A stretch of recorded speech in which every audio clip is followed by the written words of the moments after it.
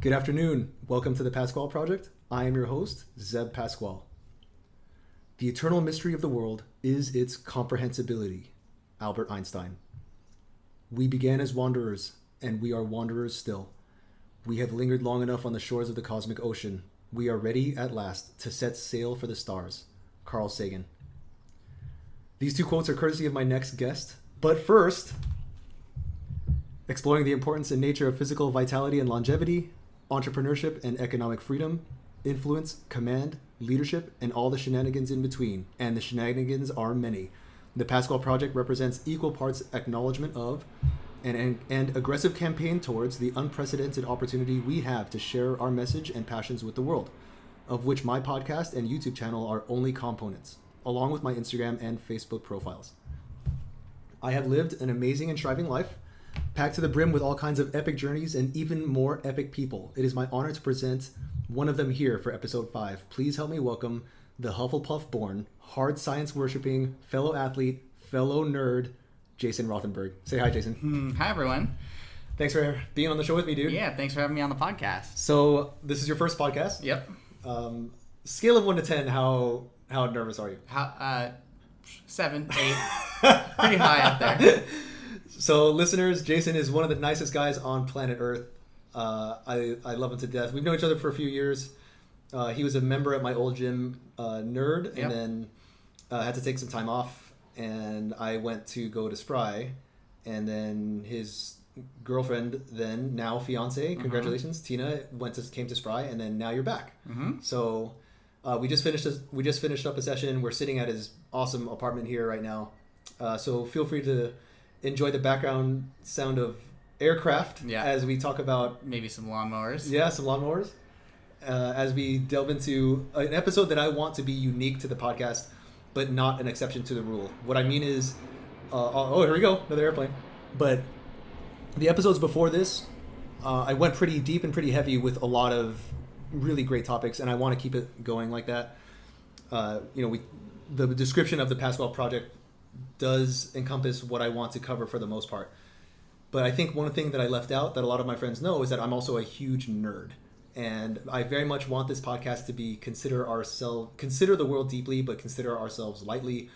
When I'm not engaged in physical activity or hard studying or hard just like trekking through life and through business, I'm a nerd. I love Star Wars. I love Lord of the Rings. I love Thrones.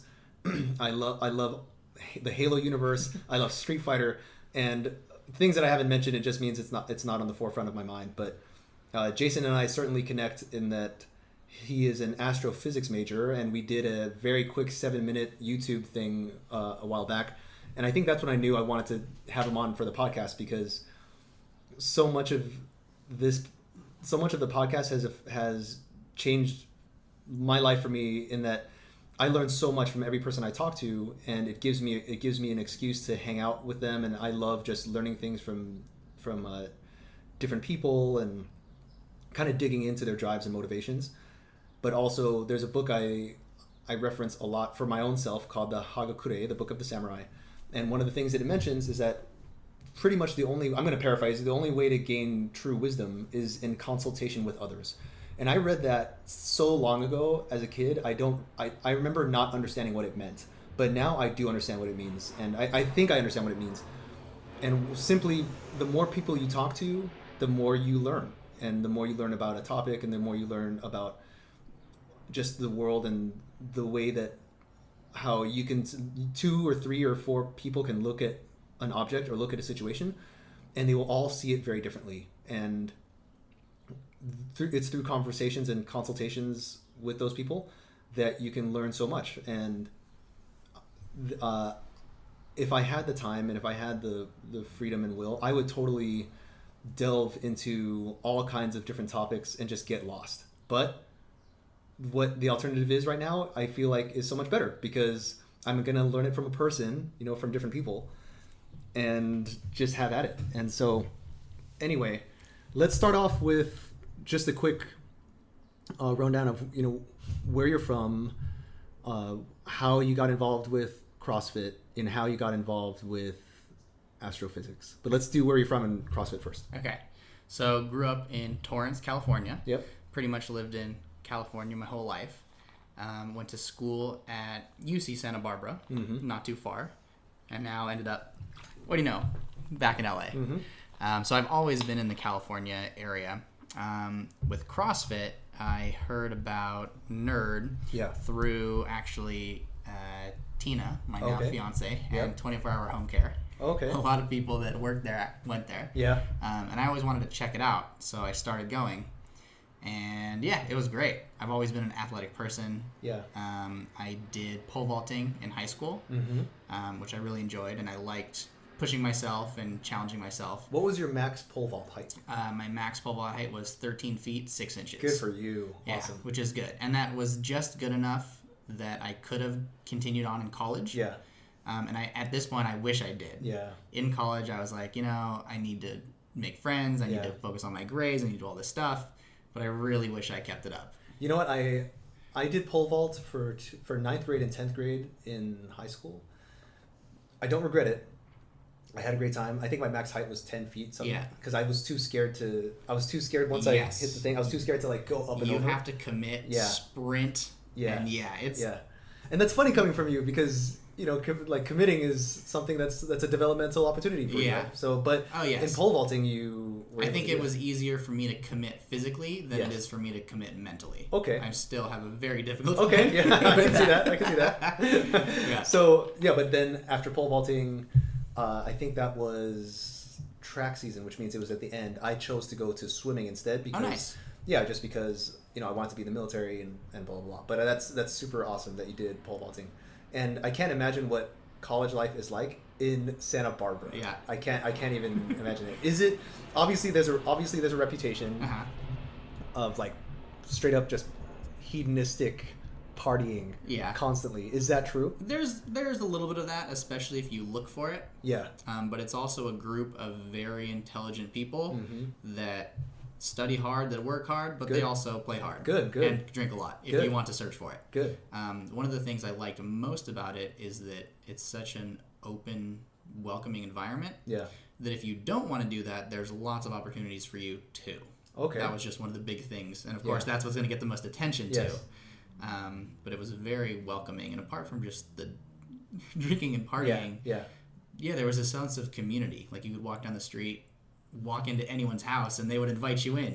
Play drinking games. It was almost a mechanism to meet people. That's cool, man. But there was a little bit of that. That's cool. You said you wished you had continued pole vaulting. Yes. Why? So I think I could have used that to meet people, to stay in shape. There were times in college when I was pretty good about working out, but there would be times when I wasn't as good or I'd fall into studying more. Yeah. So I think it would have kept me in shape, and honestly now I miss it. Okay. So I just wish I could have kept up with the community. Yeah. Yeah. You just got back into CrossFit. Do you feel like CrossFit could kind of fill that gap? Yes. Okay. I do, because it has the same sense of competition. Yeah. And pushing yourself, and I like the fact that you can still have PRs. Yeah.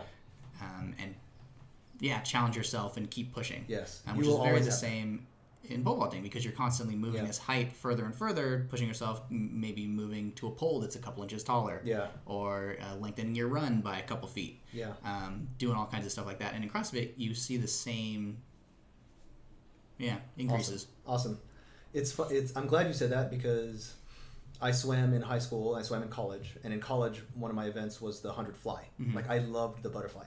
And on my second year, my last year of competing, my goal was to get a sub 1 minute 100 fly, and I trained my butt off. Yeah. Right? And so I think it was at the city finals, and I had a buddy videotape it for me and everything, and it's like I had trained, or I did the whole visualization thing. I had a calendar in front of me, and I wrote down what times I would get at each race, and I actually hit those times at every race. And then come game day, the coach, who was a good coach, but it's not like he spent a lot of time with me, because I wasn't an Olympic caliber swimmer. I just worked really hard, Like there's guys who just smoke weed and come in on the pool like 2 or 3 times a week, and then they just kill it. But I'd come in for double days and work super hard, and I would just get like okay times. But I loved the water, and on game day, he gives me this strategy that I had never used before. He's just like, be cool and be calm, you know, but that's not my way, you know? So of course I like tried it, and then I ended up getting a 101. So I missed my goal by 1 second, but I was so upset because I knew that was my last time to competitively swim. That's the last time I'll ever train myself up to that point. And, you know, back then I was so hard on myself and such a big critic of myself. And I took it really hard. Even though a 101 is pretty okay, you know, for a 100 fly, I wish I could go back and just tell myself, dude, just run your race your way, and I know that if I did it my way, I would have broken the minute, you know. And but you know, live and learn. For myself personally, that's like reason number 2,600 to run your race. Yeah. Pretty much all the time, and don't run anybody else's race. No, I can totally relate. I felt the same way. My last 2 years, I won league, but I was stuck at 13.6. I was trying to push to 14, which at that point you're pretty well off competitively for college. Yes. And I just couldn't push through that. And I feel like like mentally you couldn't push? Yeah, I think it was mostly in my head. Okay.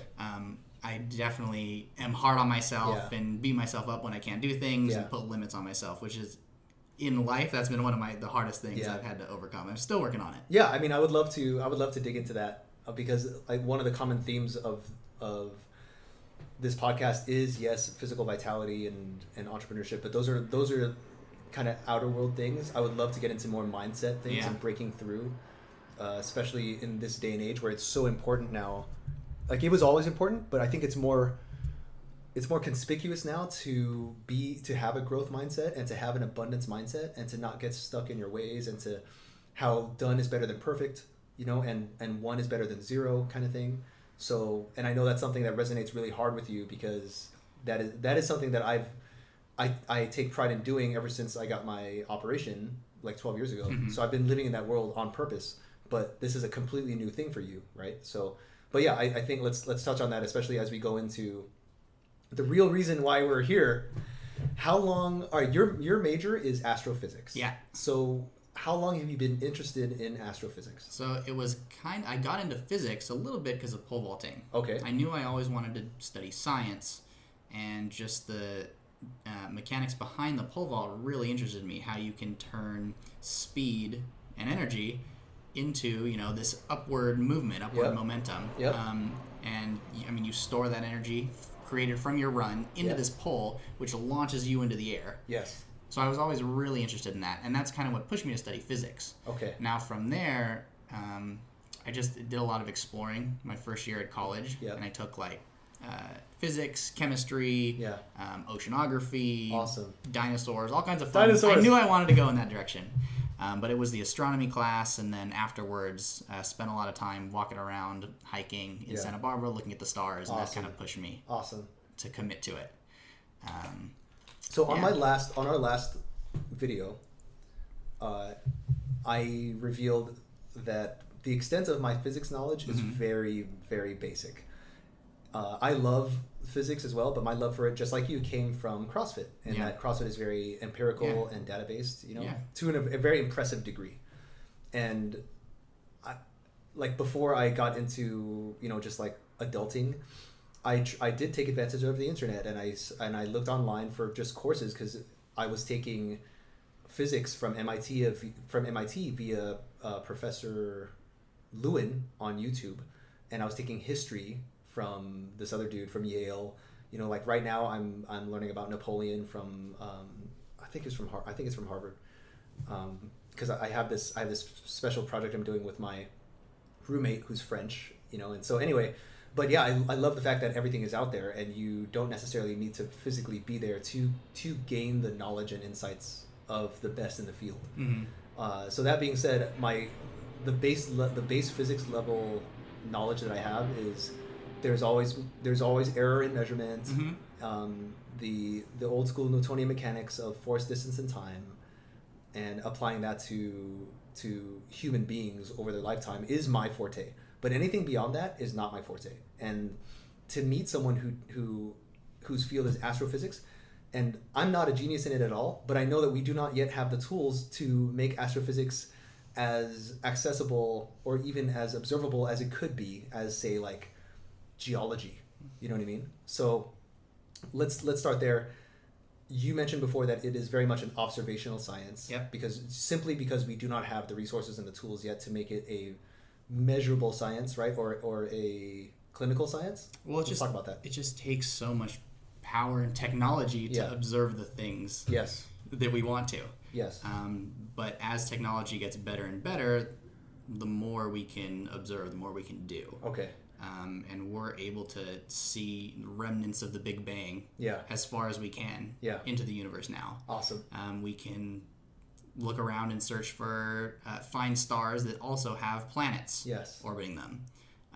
We can see black holes. Even though we can't really see them, we can detect their effects with very fine instruments. Right. And we have those abilities now. Now we do. Awesome. Whereas, 5-10 years ago, we did not? No. Wow. Yeah, I mean, that's all just developed at the rate that technology is.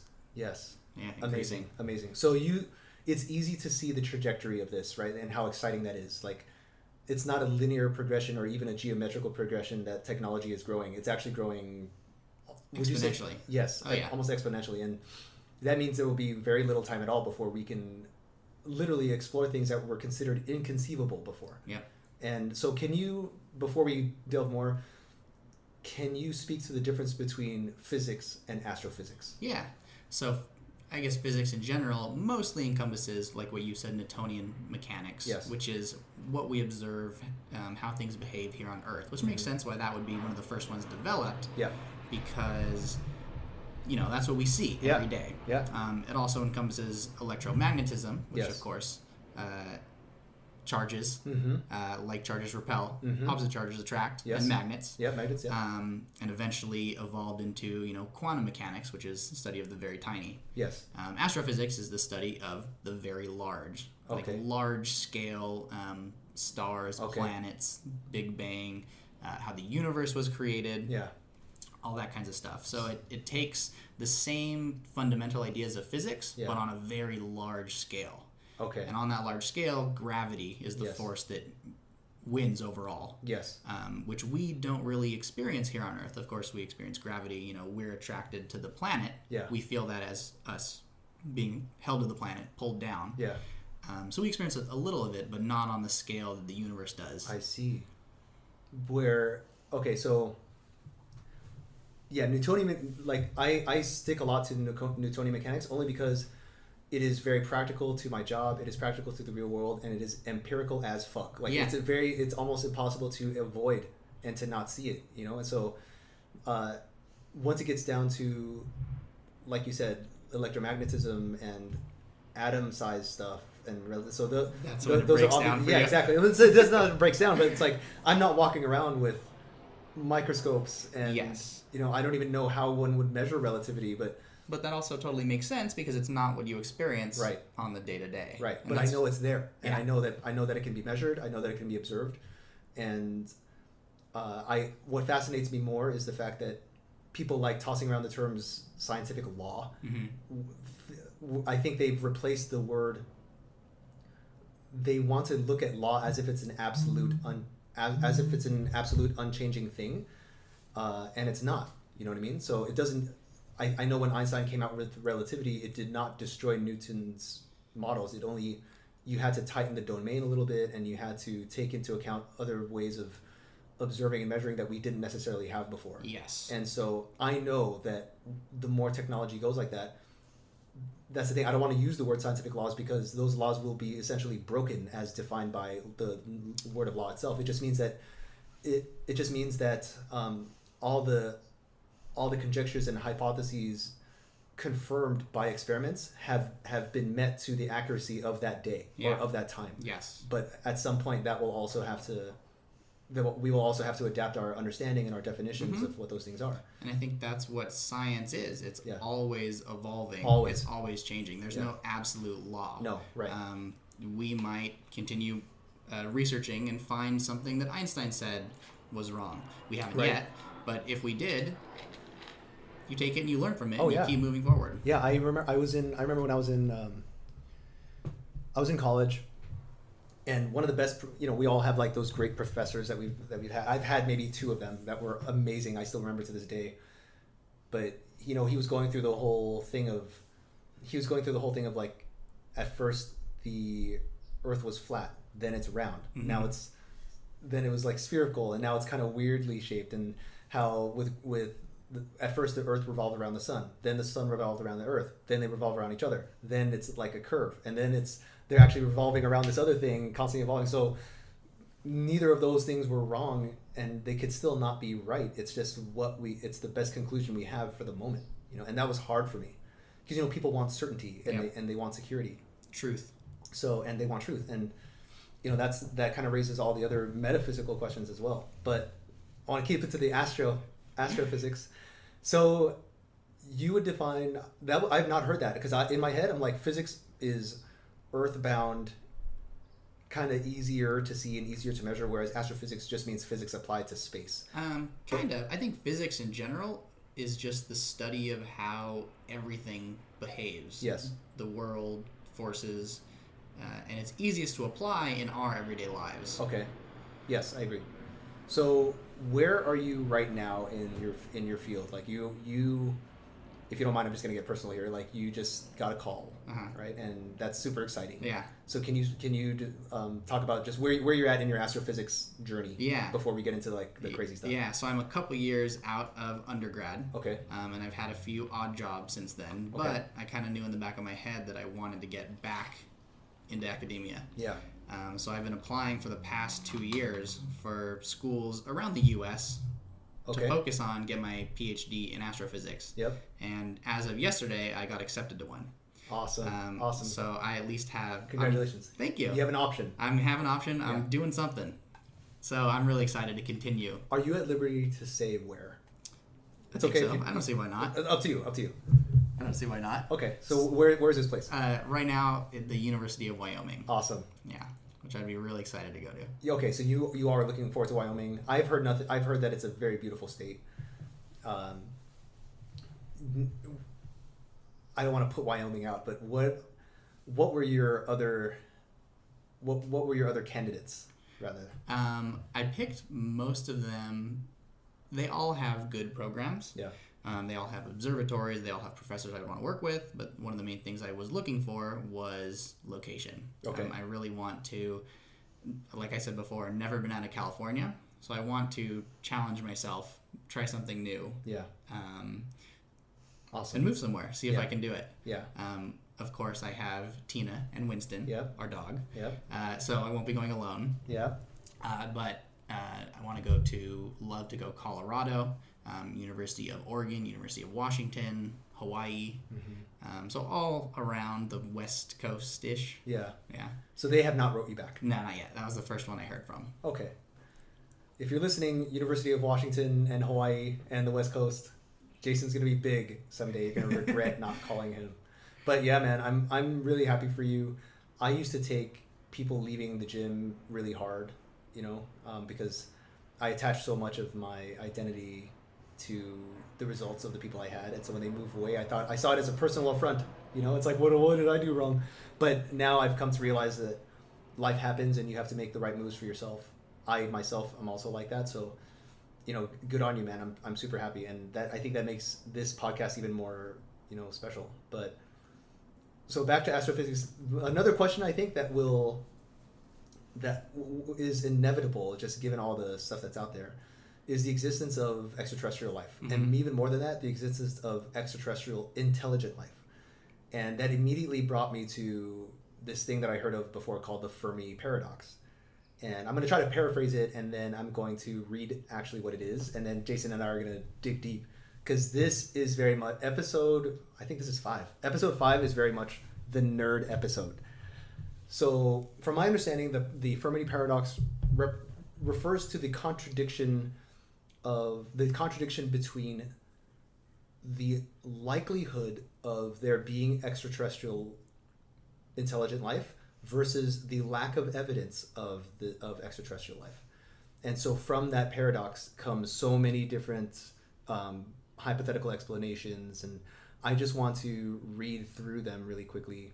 Actually, let me read what it actually says. The Fermi Paradox, or Fermi's Paradox, named after physicist Enrico Fermi, is the apparent contradiction between the lack of evidence and high probability estimates for the existence of extraterrestrial civilizations.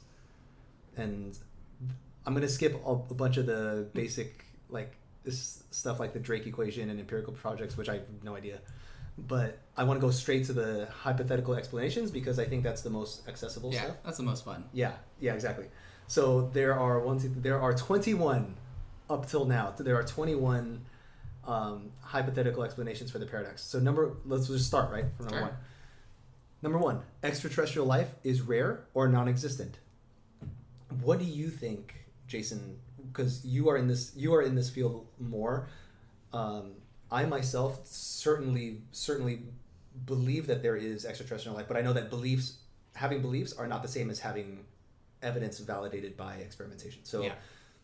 That's all I got, right? So do you yourself believe that there is extraterrestrial intelligent life? Definitely. Okay. All right. Cool. Yeah, the universe is just so vast, yeah, and we've only looked at such a small fraction of it. Yeah. And I mean, we exist, so life is possible. Yes. So even if it's incredibly rare, it has to be out there. Yes, I agree. And it's like, obviously the reason this is number one is because it's the most obvious one. We simply do not have, based on the criteria of science itself or empiricism itself, we do not have the evidence to suggest that there is yet. We just don't have it yet. But lack of evidence does not equal. Lack of evidence does not equate to it not existing. Like there's some clever ass fucking thing. We just haven't found it yet. Exactly right. And we're trying. Yes. Things like the SETI Institute. Yep. SETI. Search for extraterrestrial intelligence. Yep. But they have to pick where they want to look, how long they want to look for. Yeah. So they're really only searching one tiny bit of the sky at a time. Yeah. So the odds of actually finding something that way, pretty slim. Okay. But imagine what it would be like if they did. I mean, that would totally change life as we know it. Yeah. Because like just staying here for a second before we go on to number two, I don't see myself like ever sitting and looking for extraterrestrial life out in the stars, but I do see myself as a huge supporter of operations and missions like that. Like I can see myself gaining, as I grow, I certainly want to gain as much leverage and wealth and, dare I say, influence and power as possible. But I want to use those things to, for example, I would love to buy a 50-acre plot of land and get like 60 dogs and just set them loose. You know what I mean? Yeah. And I would love to help support or invest in programs like this. So, I now can rest easy knowing that there's people like you like out there. But I agree that it is almost impossible to suggest that there is nothing else, just for the fact that we ourselves exist, lest we are a fucking accident in the fabric of non-being. Yeah, which doesn't make any sense. No, exactly. That we've come this far from nothing. So if there's also like people out there, I almost have to wonder if they're looking for us as well. But that there are things made accountable for that later in the I'm sure there's more talking about. Even if there are aliens, they're either going to be much younger or much older. Yes.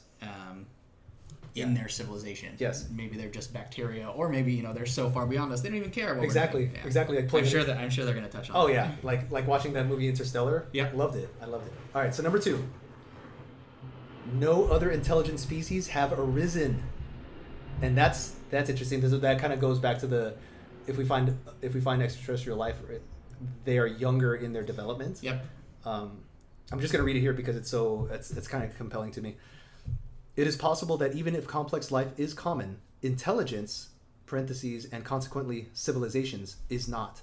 While there are remote sensing techniques that could perhaps detect life-bearing planets without relying on the signs of technology, none of them has any ability to tell if any detected life is intelligent.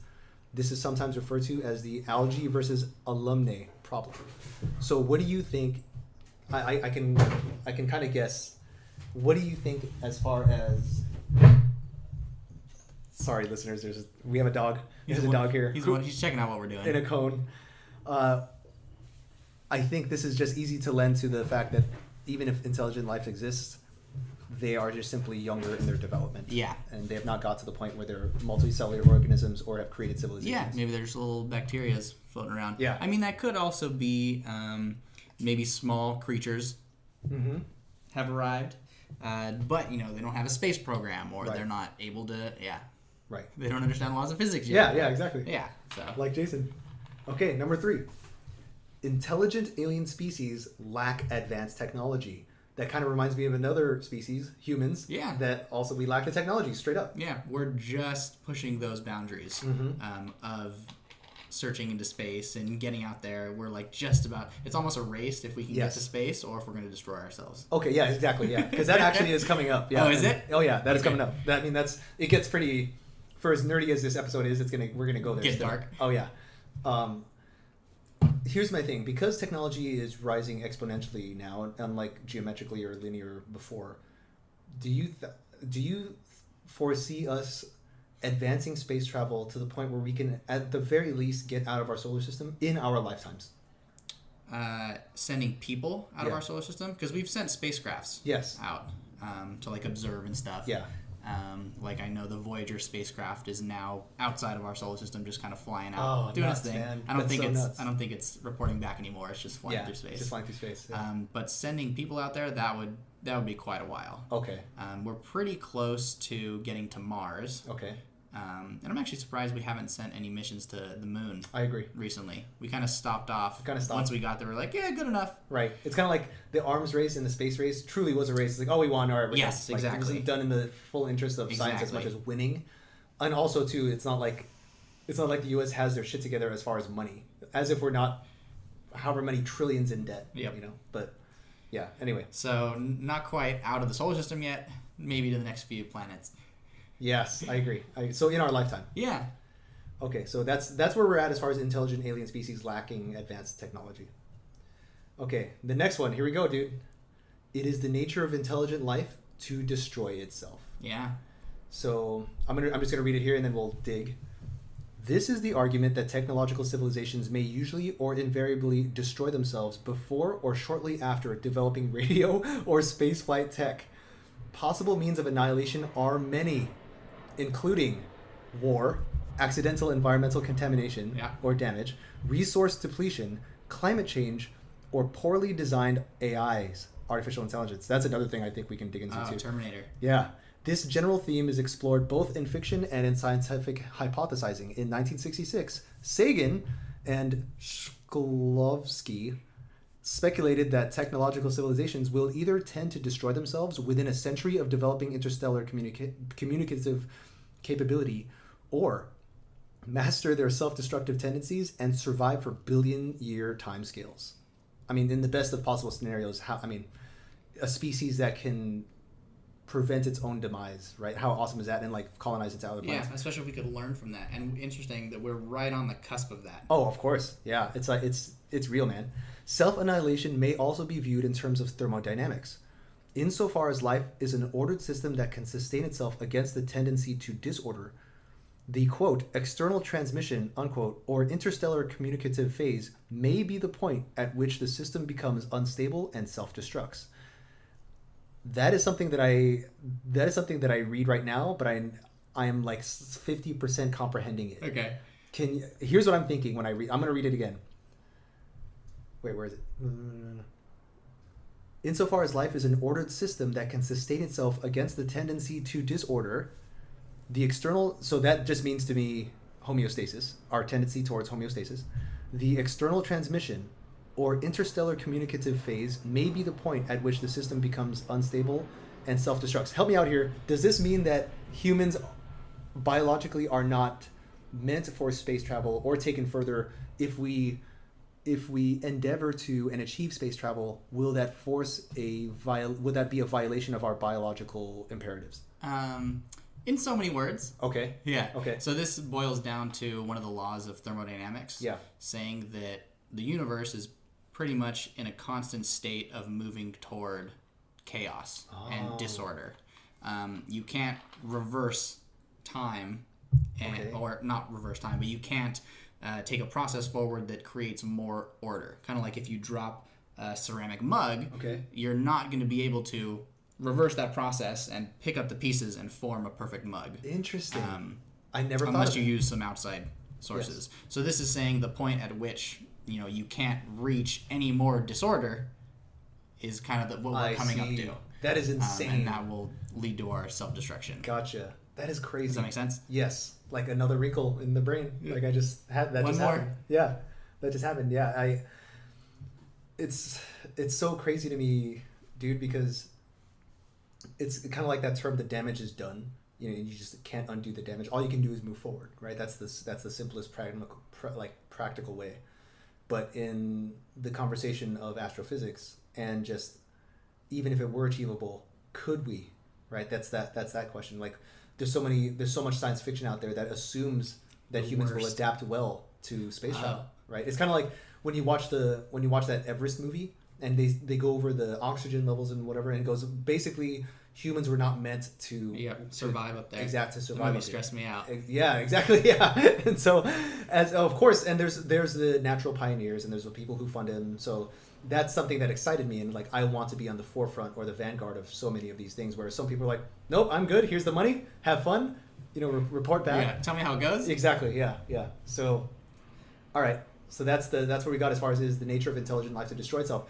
I took that as a deliberate or subconscious tendency towards like a person who is naturally self-destructive because they have subconscious. I don't think it would be deliberate. I agree. I think at the point that we have that technology, we're just no longer able to control it or ourselves. Like we've created so much disorder that there's just no further we can go with it. Yeah, I think that's the wrinkle. That's the wrinkle in my brain because that was not a thought that had occurred to me.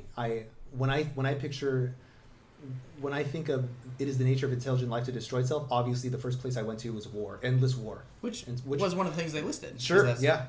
But the fact of, I think taking it on the level of human beings were meant to live on this planet, or we evolved to live on this planet, and if we dare to venture out, what are the consequences biologically? And what are and even that has nothing to do, I think, with what you said about.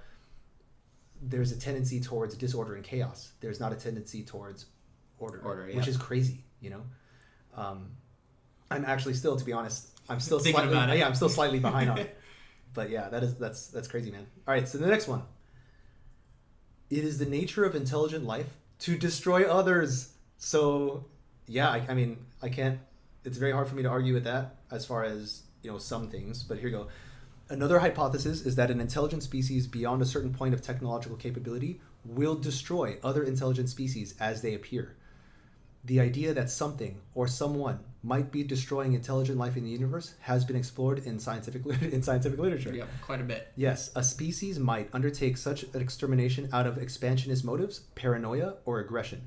In 1981, cosmologist Edward Harrison argued that such behavior would be an act of prudence. An intelligent species that has overcome its own self-destructive techniques might view any other species bent on galactic expansion as a threat. So in warfare times, that just means preemptive, like self-preservation. Sounds like it. It has also been suggested that a successful alien species would be a super predator, as are humans. That is fucking terrifying. I mean, that's what we've kind of done to Earth. Yes. So yeah, I bit the bullet and got myself a Netflix account, right? Thank you, Jonathan. And I just finished watching Planet Earth 2. It was amazing. I'm now watching The Hunt, also narrated by David Attenborough, who's the best. Yeah, he's great. But anyway, one of the things on Planet Earth 2 was each episode has like islands and mountains. So I was watching this islands episode, and there is a cost for species who are isolated, right? If you're an island, you adapt perfectly to your environment, but the minute a foreign substance or foreign life is introduced, it just fucks up the whole ecosystem, and not necessarily on purpose. That's just the way it is. Like there's this island where there's these crabs that have this life cycle. There's hundreds of them that are born. They know their way to the sea, and they go to the sea, and they have to deal with the natural predators. But I think during the expansionist kind of era, I think Britain and France and Spain, they introduced killer red ants to the island, unwittingly, and they've thrived, and they basically essentially blind and kill so much of these crabs, and on this island, the ants have no natural predators, so they're just fucking running amok. You know what I mean? And destroying what was once a harmonious kind of balance. Yep. Tons of examples of Yes. humans doing that. It's so many, and I think I was afraid to take that to its logical end until I watched the movie The Matrix, right, where he starts describing humans as a virus and not as a mammalian species, and I could not counter the argument in that when humans are born, of course we're that type of mammal that we don't like lay thousands of eggs and just have fun, right? It's like whales or wolves or chimpanzees where you take 2 or 3 or in some cases like more than 10, but you invest in their development and you invest in their growth. But without technology, we would be the weakest of the mammalian species. We do not have the speed of jaguars and whatever. We don't have the strength of like bears and gorillas. There are such things as persistence hunts and everything like that, but we would have to make our own tools. Yeah. So. And I mean, I think our power is intelligence. Yes. Which now we've come so far technologically, and it's so easy for us to survive. Yeah, we don't have those basic survival skills anymore. Yes. And because of technology, we will not evolve. Because of flight, we will never evolve flight ourselves. We will never evolve fucking wings. Yeah. And because of submarines, we will never evolve gills. And I think there's a price to be paid for that. I remember when I was, it was AP European history class, and we were discussing the transmission of information, right? And this was before the printing press. And so the way all information was transmitted orally, and it wasn't through conversation, it was through fucking song. So because songs are easy to memorize, and so I think it was the Nordic thing, or I forgot actually, but if we just met on the street and I needed to pass a message from my king to your king, I would transmit the message to you in song, and I would just sing you this song, and then you would listen to it once, and you would sing it back to me. We'd shake hands, and then be on our merry way. That is amazing to me, but because the printing press came out, we had no need. Don't need it anymore. You know what I mean? And then I think the next thing after the printing press was the internet, and so I feel like the next big thing. I have no idea what the next big thing is because the internet's so powerful. But the closest thing I can come to making interstellar space travel among humans viable, especially if we just have a 100-year lifespan on average or 75-year lifespan, there has been examples of what's called a super subconscious collective mind. So, for example, this is going to sound kind of like out there, but we're talking astrophysics. Who gives a fuck? So, people are put under hypnosis. Let's say we're in California, Los Angeles right now, and then all of a sudden we'll describe a mason's jar of honey exactly on which shelf it's laying in fucking Ireland.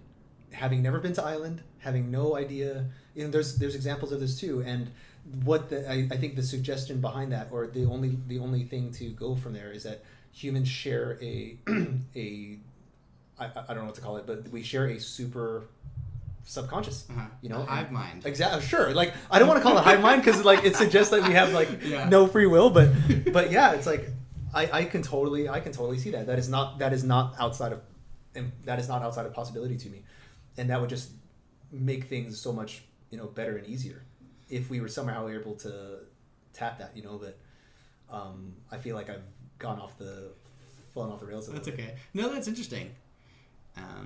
Whether or not that hive mind or that subconscious actually exists, it's kind of created through our interactions, the media, the internet. It's almost like we're almost taking control of our own evolution. How you said we're not going to develop gills, we're not going to develop wings. Right. We've decided that evolution is going too slow, so we're just going to take over. Which is almost a type of evolution in itself. Yes. We're getting to the point where we're almost gods. We can create life. We can. Yeah, it's crazy, man. It's crazy, and a part of me almost wonders too. Let's say we run with "It is the nature of intelligent life to destroy others" out of a sense of preemptive self-preservation. It's like we've mastered our own self-destructive natures. Therefore, we have to project and assume that other intelligent life will do the same, and therefore we have to exterminate them first. And it's just sad.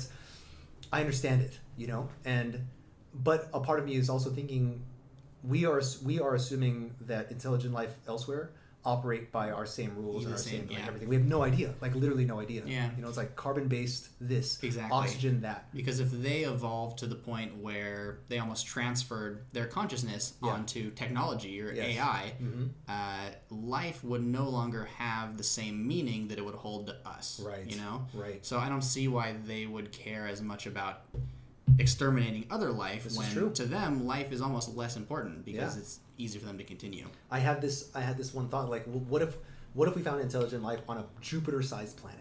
These people would be fucking just strong as fuck. Well, right? they'd Like also dogs. be like some sort of gas clouds. Yes. Yeah. They just float around. Exactly. And to them, we would be what? Right? We would Yeah. be ants. What would they owe to our existence? Yeah. Because it's so easy for a human to look at a hive of bees or whatever, just like destroy it. You know what I mean? But also, too, taken at another level, on just this planet, look at how differently humans have evolved through time. And, you know, like, look at a black person, Norwegian, American, from someone from the Caucasus, someone from Morocco, someone from Mongolia. We're all different. And not just, we didn't just evolve differently, but we evolved our own dialects, our own cultures, and we hate each other for it. So Yeah, and we're not even that different. no, not like literally at all. Like- We were taught to hate, and so Yeah. I can imagine. And we're Based on so little. yeah, and we're the super predators. So imagine if we run into a technologically superior and advanced race that thought like that, we'd be fucking just done. Yeah. We'd be done. You know, so it's almost to our advantage right now that we haven't discovered anything yet, because it can either mean that we're ahead or we simply haven't been found. Or they're choosing not to or they're care choosing about not us to care, yeah, because which is another one. they Yeah, see our path. exactly, They're exactly, going to take yeah. care of themselves. Yeah, dude. Because oh man, God, like I was just listening to this thing about Prometheus the other day, but we'll go on. Oh, that was a great one. Oh yeah. Okay, you know what? We'll stay there because the next one is actually, it kind of makes it turn sideways. But you remember the movie Prometheus? Oh, yeah. And first of all, I thought it was a gorgeous movie, gorgeous to look at. I thought the questions it posed were great. The ambition of the film was great. And pretty much the themes of it were creation and the consequences of creation, and the moral consequences, and the moral, like, what do you, if you were created and you have the power to create, should you continue doing that kind of thing? And so I recently came on this video of a YouTube guy who found the original script of Prometheus, and it was just amazing because the movie itself purposely left out so many things. But there were two notable things. Number one is in the beginning scene where the engineers came to what you think is Earth. There is actually dialogue between the older engineer and the younger engineer, and the older engineer basically says, he implies that he implies this, that he gives them, with this cup we give you the blood of our Lord. And so basically in this cup is the like goo that interacts with environment, and the blood of our Lord was given to us, we who lost the gift, but this can help us create life. So he's essentially saying that they have lost the ability to reproduce, but through this black goo they can reproduce. It just requires a sacrifice. So the guy, like, so that's why it was such a sacred looking thing. They just dropped it. Yeah, they just took it out. And then finally when they find that engineer in the I forgot the planet's name, LV whatever, when they find him and Wayland starts talking to him, that was such a crucial scene, because finally you get to see him in the flesh, and he's like this ginormous, physically superior, elegant, but his body was melded to the technology, and he's trying to ask David to explain to him that we're there, you know. And you can tell that when he wakes up, he regards them peacefully, and he's observing them, and he's looking at how they interact with each other. He doesn't openly just kill them, right? He's still like looking at them. This is observations that the guy made. But there is a point when Shaw ask him why he hates us, ask him why they want to destroy us, you know. And then he actually does answer her, and he says, hate, we gave you this emotion, we gave you anger, we gave you love, we gave you this. So he's basically confirming that, you know, they put humans on Earth. He goes, but your ways are so barbaric and your ways are so savage.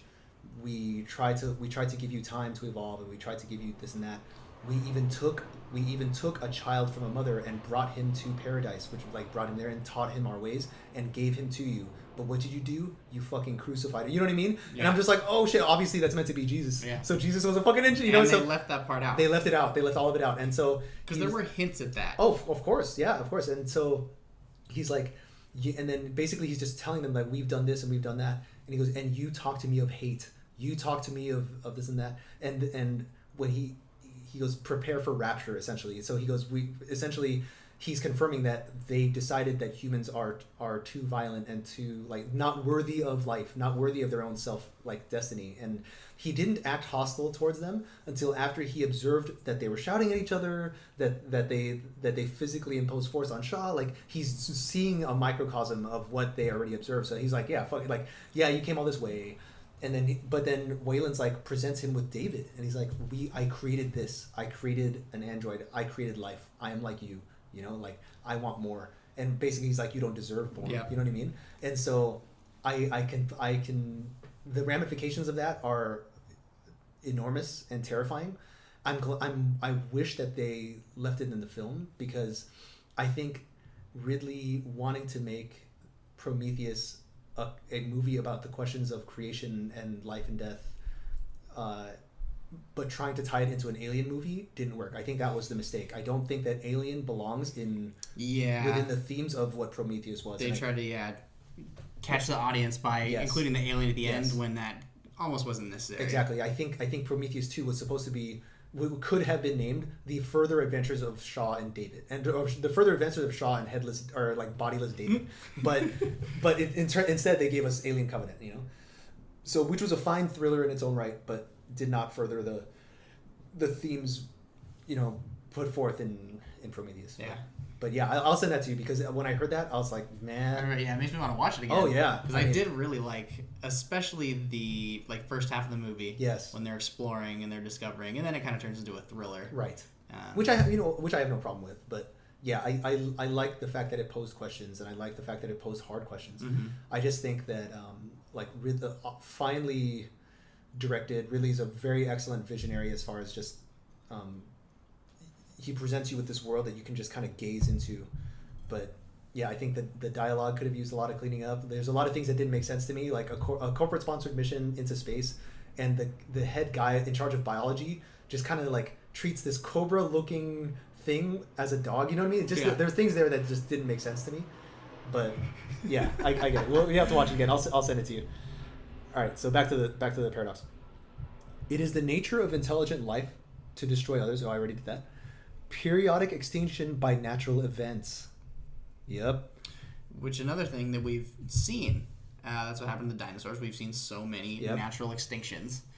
At some point, our destruction might be out of our hands. Yeah, I mean, from a pragmatic sense, I have nowhere to go outside. But new life might commonly die out due to runaway heating or cooling on their fledgling planets. On Earth, there have been numerous major extinction events that destroyed the majority of complex species alive at the time. The extinction of the dinosaurs is the best known example. These are thought to have been caused by events such as impact from a large meteorite, massive volcanic eruptions, or astronomical events such as gamma ray bursts. It may be the case that such extinction events are common throughout the universe and periodically destroy intelligent life, or at least its civilizations, before the species is able to develop the technology to communicate with other species. Okay, yeah.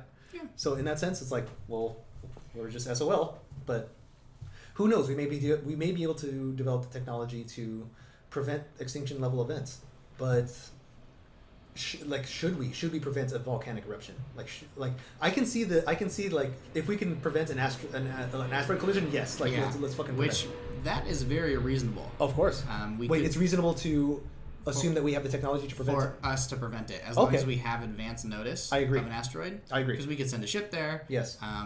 Apply some gentle force that'll just gently push it right outside. Okay. A collision with Earth. Okay. That's actually very reasonable. Now, a volcano, I don't know if we would be able to detect that in time. Yes. And I don't know what we'd do about it. Yeah. Then again, maybe a geologist would have a better idea of that. I agree. But anything outside of leave this city right fucking now. Literally leave now.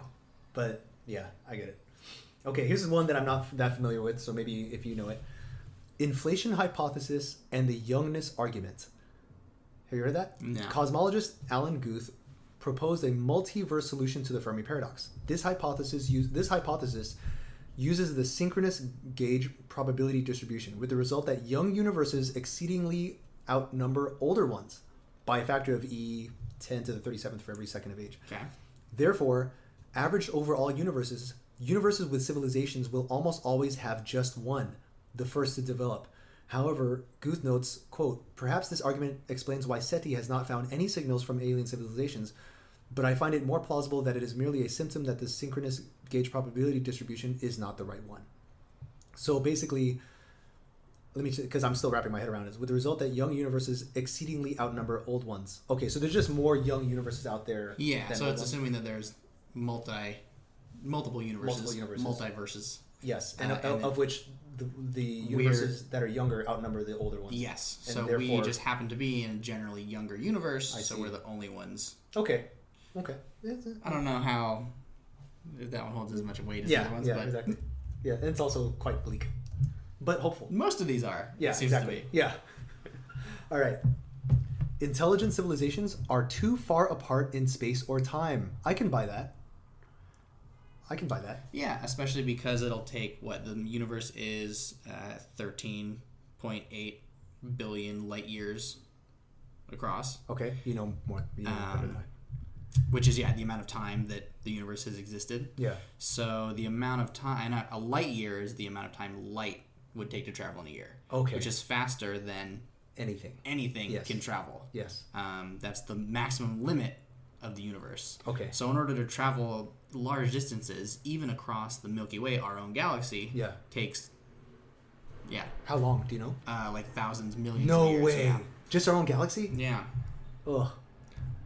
Okay, so that brings me to the next question, because multiple times in science fiction, the way that space-time travel is possible is through essentially like folding space-time or warping or Yep. like warping Oh, yeah. space-time.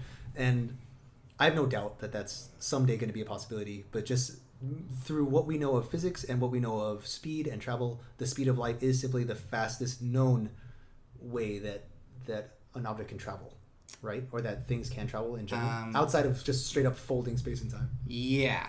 Based on, Einstein's calculations, Yes. the upper speed limit of our universe is the speed that light travels. I understand. The only way to get around that is to pretty much bend space and time, where you have like wormholes, Right. where you Yep. you can imagine bending a piece of paper and jumping across to the other side. Yes. Yeah. Okay. But yes, that is the maximum speed limit of the universe, the one that we're bound by. Intelligence. Okay, I just want to read it because this sounds actually, plausible, but like, it may be that non-colonizing, technologically capable alien civilizations exist, but that they are simply too far apart or for meaningful two-way communication. If two civilizations are separated by several thousand light years, it is possible that one or both cultures may become extinct before meaningful dialogue can be established. Before they would be able to technologically advance to be able to get there. Yes. And even for the time that it would take to send a message and then get it back. Right. They're probably going to be dead by then. Yes. Man. All right, Fermi. Thanks a lot for injecting hope into this. All right, here we go. Lack of resources to spread physically throughout the galaxy. Okay, I can see that. It's like how much energy and matter and just straight up raw material would be needed to travel, right? Unless you can refuel using solar this or like maintenance on ships in the middle of a long journey. I get that. Which, if we're going to go into, long distance space travel, we'll need to develop something like that. Yeah. Right now, we just don't have the capacity for it. Many speculations about the ability of an alien culture to colonize other star systems are based on the idea that interstellar travel is technologically feasible. While the current understanding of physics rules out the possibility of faster than light travel, it appears that there are no major theoretical barriers to the construction of slow interstellar ships, even though the engineering required is considerably beyond our present capabilities. This idea underlies the concept of the von Neumann probe and the Bracewell probe as a potential evidence of extraterrestrial intelligence. I have no idea what those are. Me either. Okay. No. Alrighty, moving on. Oh, okay, here we go. It is possible, however, that present scientific knowledge cannot properly gauge the feasibility and costs of such interstellar colonization. Yeah, we have no idea. Economically, it's like, whatever. Okay, here's another one. Human beings have not existed long enough. I can buy that. Because how long our Earth has been here and how long other species have been here relative to how long we've been here. Mm-hmm. Oh, we're just a blip on time on the calendar. Yeah. Humans' ability to detect intelligent extraterrestrial life has existed for only a very brief period, from 1937 onwards, which is nothing. Nothing. Literally nothing. Okay. Nothing. Yeah. Have you seen Cosmos? No. Oh, yeah. Wait. Is that the one narrated by Morgan Freeman? No. So the original one was by Carl Sagan. Okay. And they just released an update with Neil deGrasse Tyson. Okay. But they talk about the cosmic calendar, where if July 1st was the birth of the universe, the Big Bang. Oh, okay. Humans have only existed for the last 30 seconds of December 31st, 30 seconds before New Year's. No shit. Yeah. That is amazing. Yeah, it's really cool. Wow. I think if you liked Planet Earth, you would love Cosmos. Text it to me right now. Yeah, and it's on Netflix. Okay. It's called Cosmos? Yep. All right, I'm going to text it to myself. Yeah, I will text it to you after. Okay. All right. Yeah, human beings have not existed long enough. Humanity's ability to detect intelligent extraterrestrial life has existed for only a very brief period, from 1937 onwards. If the invention of the radio telescope is taken as the dividing line, and Homo sapiens is a geologically recent species. The whole period of modern human existence to date is a very brief period on a cosmological scale, and radio transmissions have only been propagated since 1895.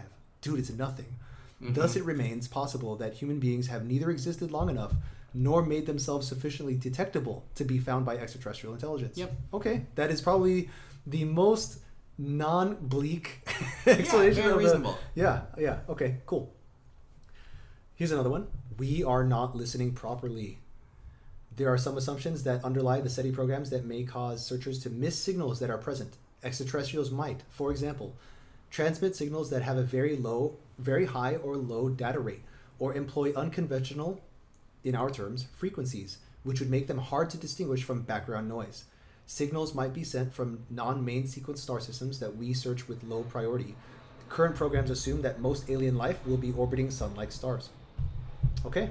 The greatest challenge is the sheer size of the radio search needed to look for signals, effectively spanning the entire visible universe. The limited amount of resources committed to SETI and the sensitivity of modern instruments. Yep, exactly.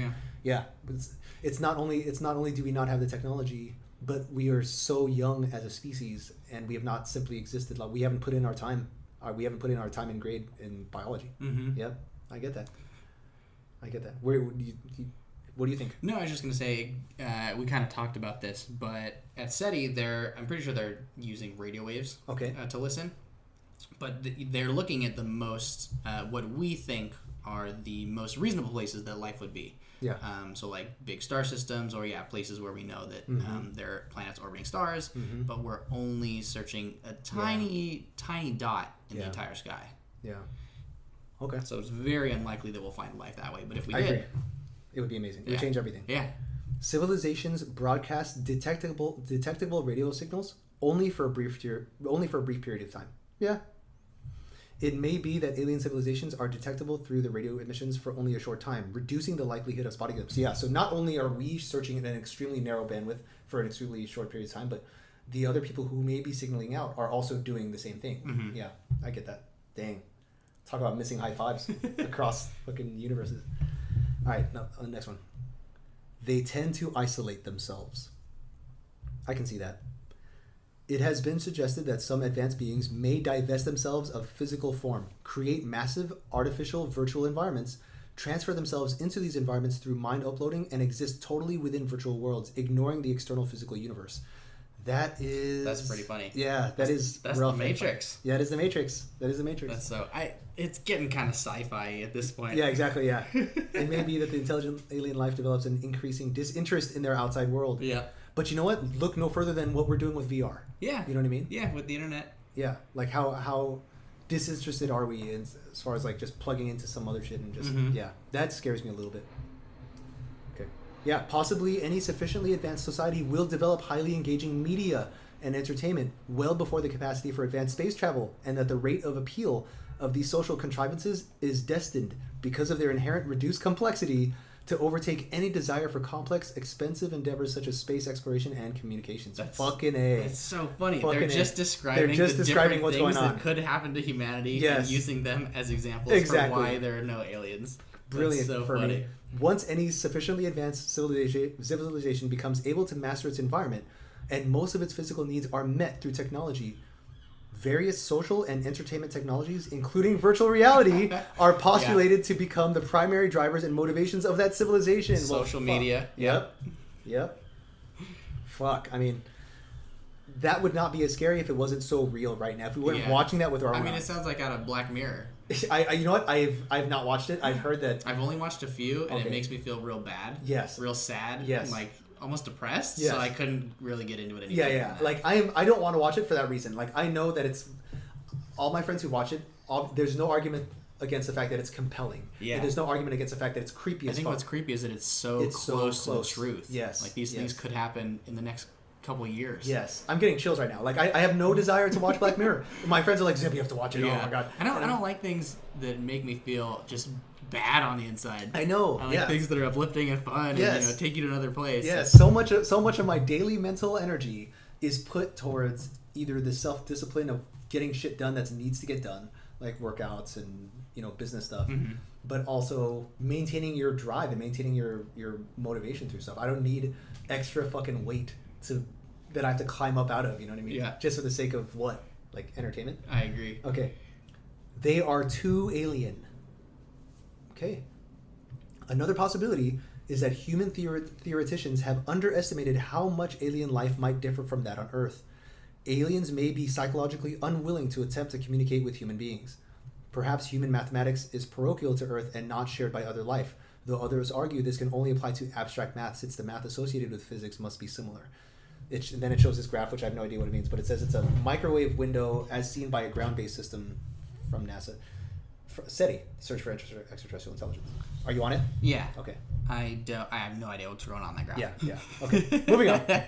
Yeah, I you know what? I can totally see that as well. They are too alien, and I see that as we are literally looking through everything through our own biased lens, and we have no choice. We have no choice. Which, like, look in the movies. Whenever you see aliens, they're generally anthropomorphic. Yep, they're anthropomorphic. They're bipedal. It takes two of them to reproduce. We place ourselves onto them. Yeah, we project ourselves onto them. Would look like. It's very rare to see a movie that can put forth a truly alien-like organism. Yeah. Because even the movie Alien is still looks like a fucking bipedal. Stands. Yep. Yeah. Engineers just look like huge, jacked albino humans. Yep. So. Last one. Let's see. Did you see Arrival? I did see Arrival. They did pretty cool job. They did pretty good. Yes, I loved and Arrival. The technology and I loved Arrival. Yeah. Did you read the book? I did not. I read summaries of it. It's a okay, that's funny. But because I read the book. I allowed myself to read the book because it's a Hugo. It's a short story. It's a short story. It's a Hugo Award winner, which usually makes it to film. Mm-hmm. But the book is so short. I did read it and it was so good. And Arrival is I love Arrival because Arrival is that rare movie that I'm not going to say it's superior to the book, but it actually advances the story of the book in a way that makes sense. Bit further. Yes, because there were certain. I don't want to spoil it for anyone who hasn't seen it, but there are certain events that take place in the movie that were not in the book, and these events obviously were there because of Hollywood and whatever. But it made sense given the themes and the the precedent set by human and alien alike. It made sense, and I loved that it depended very little on flash bang shiny objects and more on just cerebral, it depended more on patience and depended more on I think because of that it was a little slow though. Sure, yeah, of course. But yeah, it was definitely like a psychological thriller. It was great. Yes. I like how you didn't want to spoil Arrival, but you had no problem about spoiling Prometheus. Oh yeah, exactly. Yeah, that's true. Yeah. You know what? Yeah, because the thing is, yeah, you're right. Fuck, I'm a jerk.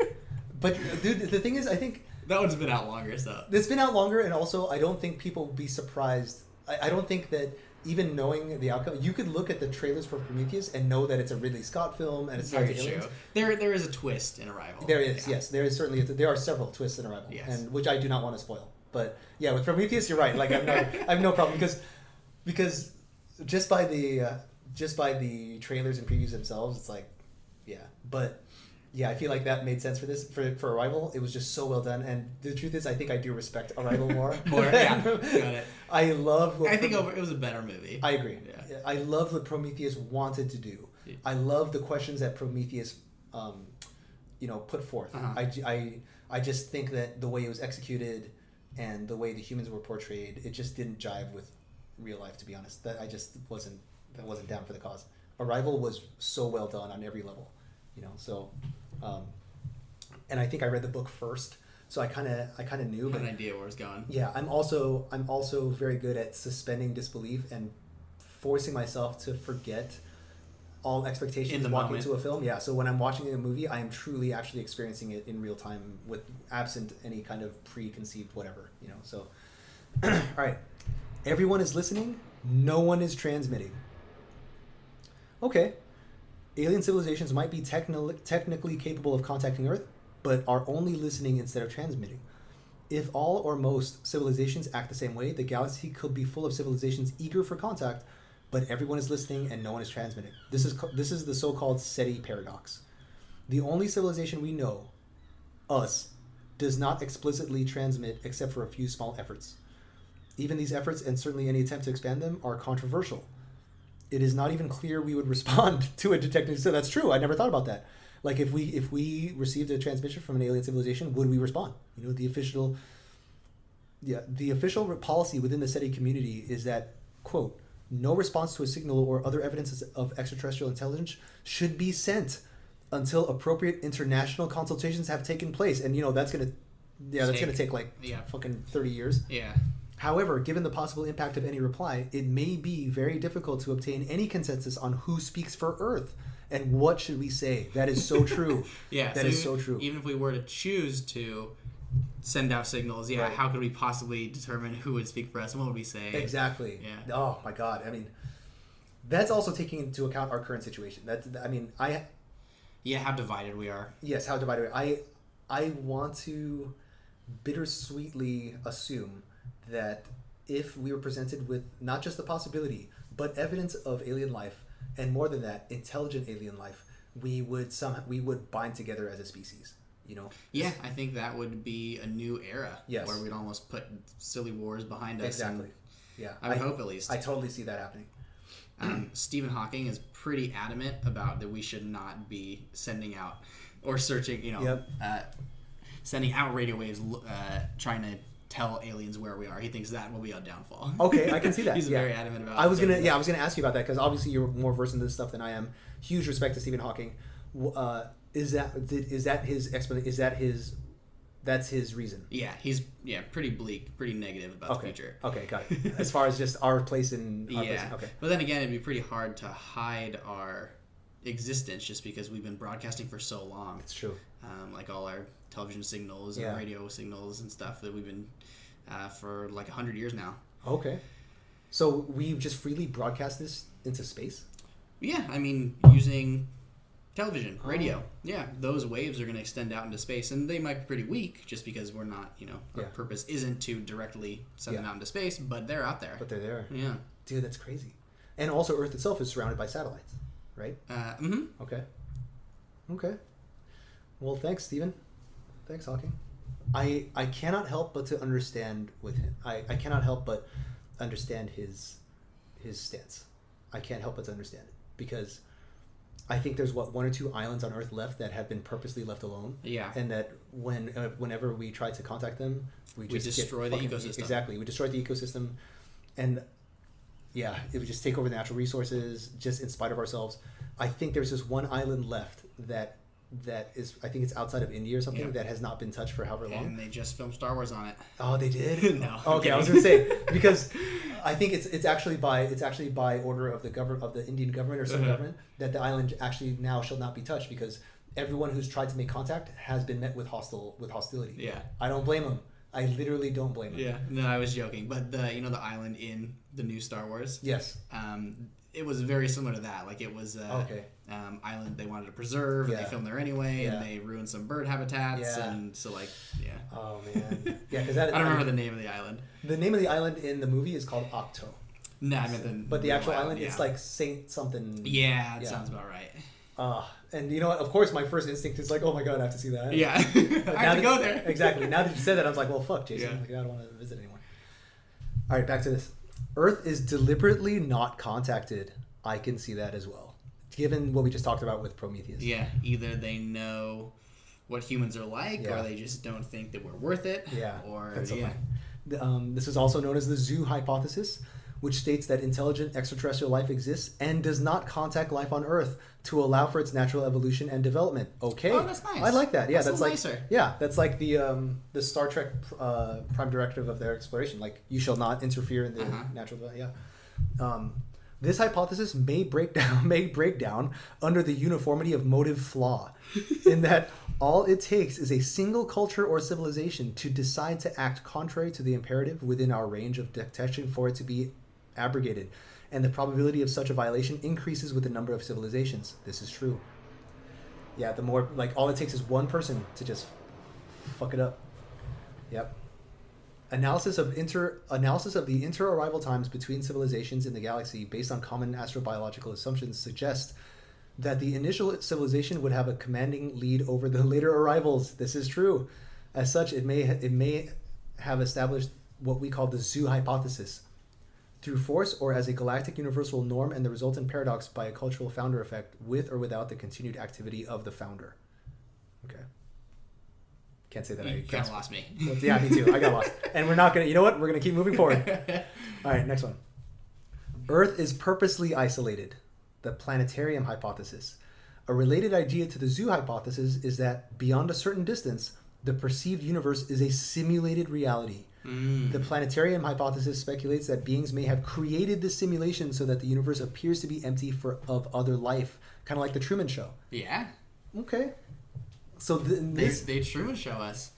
The Truman Show was one of my favorite movies. Biting and piercing, and it just got you right to your fucking reptile brain, because you're just like, what the fuck? This is the Truman Show was the Matrix of sunshine, and you know, it's like we are living this lie, you know, and if we try to dare beyond the lie, I actually think that the ending of that is better than a lot of other similar situations, in that if you try to dare to go into the great beyond, it actually leads to like death and destruction and chaos, and just it fucks everybody up. But in the Truman Show, you kind of know that if he goes beyond, he's going to be free, he's going to be liberated. So I like the implied ending of him breaking out of the Truman Show. Yeah, and I like that they don't take it anywhere further than that. That's true. I really like that they leave it open-ended, and you don't know. No, you have no idea what's going to happen out there. You have no idea. I think when movies try to explain too much, sometimes it's overkill. Yeah, I agree. It makes it less powerful. Yes, like kind of like Prometheus. Yeah. You know, a part of me really, really wished that they had put that in there, but also a part of me is kind of glad that they didn't. But yeah, I see why they left it out. I agree. I mean, I can see so as well. But the implications of the planetarium hypothesis kind of freaks me out a little bit, because that implies that there are civilizations out there, and they are so advanced as to create a fucking fake universe that has fooled us all. You know what I mean? So, which we do that every day. This is with true. Computer simulations. This is true. Yeah, this is true. In video games. Yep. Yeah, we do this all the time. This is true. But it also, this one sounds kind of positive. Like they're Yes. doing it for our benefit so Yeah. that we can evolve. Yeah. At least that's how it sounds to me. You know, they're in their cocoon stage. Exactly. Leave planet them Earth alone. Yeah, exactly. I get it. All right. Fair enough. Wait for them to grow up. Yeah. It is dangerous to communicate. Okay. An alien civilization might feel it is too dangerous to communicate, either for us or for them. After all, when very different civilizations have met on Earth, the results have often been disastrous for one side or the other, and the same may well apply to interstellar contact. I am loath to agree, though I do agree. Even contact at a safe distance could lead to infection by computer code or even ideas themselves. Yeah. Fucking A. They might hack us with their ideas. Exactly. Perhaps prudent civilizations actively hide, not only from Earth, but from everyone, out of fear of other civilizations. Perhaps the Fermi Paradox itself, or the alien equivalent of it, is the reason for any civilization to avoid contact with other civilizations, even if no other obstacles existed. Fuck. From any one civilization's point of view, it would be unlikely for them to be the first ones to make contact. Therefore, according to this reasoning, it is likely that previous civilizations faced fatal problems with first contact, and doing so should be avoided. So perhaps every civilization keeps quiet because of the possibility that there is a real reason for others to do so. Or the ones that have kept quiet are the only ones that are alive Yes, still. yes. Jesus, man. I mean, yeah, this is some... Here, I wanted this episode to be, like, nerdy and fun, and here we are talking about the reasons why we don't help ourselves further. Yeah, exactly. Yeah. It's like the apex predator of Earth meets the apex predator of some other planet, and it's just wartime, you know what I mean? I get it. The simulation theory. Okay, I'm interested to see how this is different from the other ones. Similar to the planetarium hypothesis, it is theorized that our perceived reality is a simulation created by more intelligent beings. Okay? The creators of this hypothetical simulation may have purposely excluded life other than what has been found on Earth, or have simply not introduced it to humans in the simulation yet. It is possible that they themselves are more intelligent humans who also have not come in contact with alien life forms. I would have thrown this out the window had you just not said that we do it all the time. Yeah, we do it. And there's actually, I don't remember what it's called, but there's another thought experiment, kind of like the Fermi Paradox, where based on how many simulations we've created, Yes. An intelligent race beyond, that's more powerful than us, odds are they've created, millions, billions of simulations. Yeah. So it would reason that we are most likely in a simulation. Okay, yeah, I can see, kind of like the Fermi. It's very similar to the Fermi Paradox. Yeah. I can see the logic used to advance that argument is sound. I think the only thing that's missing is the evidence to prove that. Yeah, exactly. And I don't even know if we could see that evidence. Yeah, it's like because we have examined ourselves to the extent of what we can do, down to the atom, down to the carbon. And I think what would have needed to have been found instead of protons, neutrons, electrons would have to be like what, pixels, binary ones and zeros.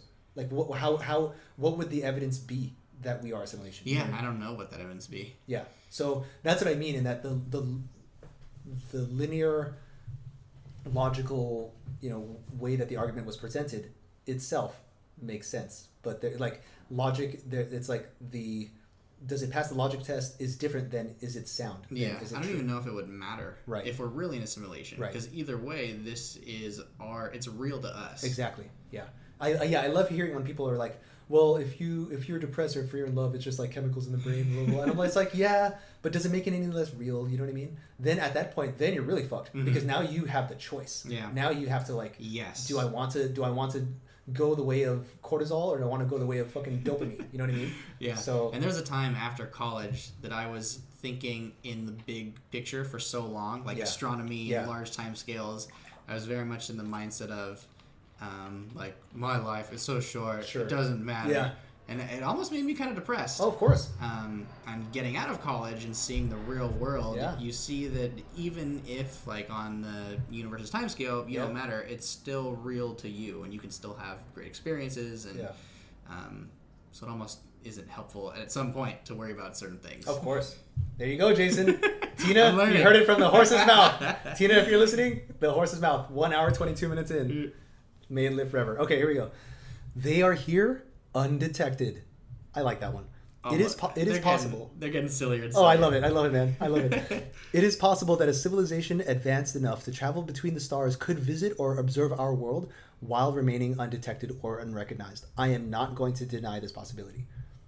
Just think about it. Like, if they're advanced enough to come here, what would prevent them from having that kind of tech? If they are, I don't know why they would care about humans. Okay. Because they would see us bickering with ourselves, like struggling with technology, struggling with climate change and our place in the Earth's ecosystem. I don't think they would really care about hanging out with us. Okay, I see that as a different thing, like them not caring about us versus them not caring to observe us. I feel like it's different. Like them not caring to hang out with us is different than okay, maybe they're here just observing us, seeing what we do. Because you know what? It's like when I watch nature shows, it's very easy to see the commonalities, especially in mammals. Males fight, and they only fight for two reasons: territory or mating. That is it. And then there's the females that generally hang out and will acknowledge and honor the results of the fight. And So I have to, if I try to take myself out of humanity and look at humanity as an alien, like you said, when you look at why humans fight, could it be for the same thing? It doesn't make sense because there's so much. Yeah, they're almost studying us. Right. Making their own planet Earth. Right. It's like, why did this? And I just went to a running seminar with Dr. Nick Romanov, who's a Russian kind of expat who's just brilliant. But we were talking about just warfare in general. I don't know how we got to that point after it was a running seminar. I don't know how we got to talking about like macro fucking politics, but he was like, yeah, with these big wars, the regular people are the same around the world. We want to raise a family and have a good time and produce work and produce value and go home. The wars are really fought by they are fought.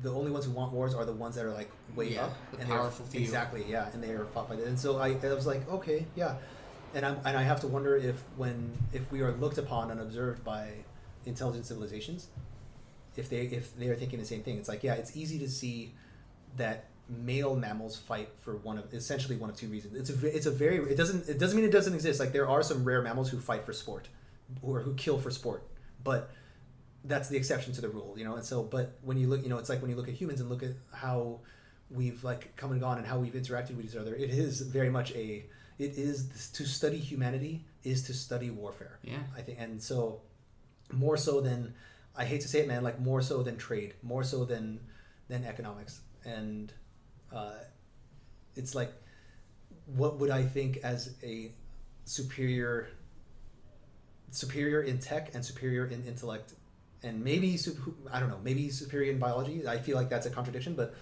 what would I think of humanity if I saw that? You know, like what would you think? So that's another thing that I haven't really chewed on yet. So finally, they are here, unacknowledged. That's some X-File type shit right here.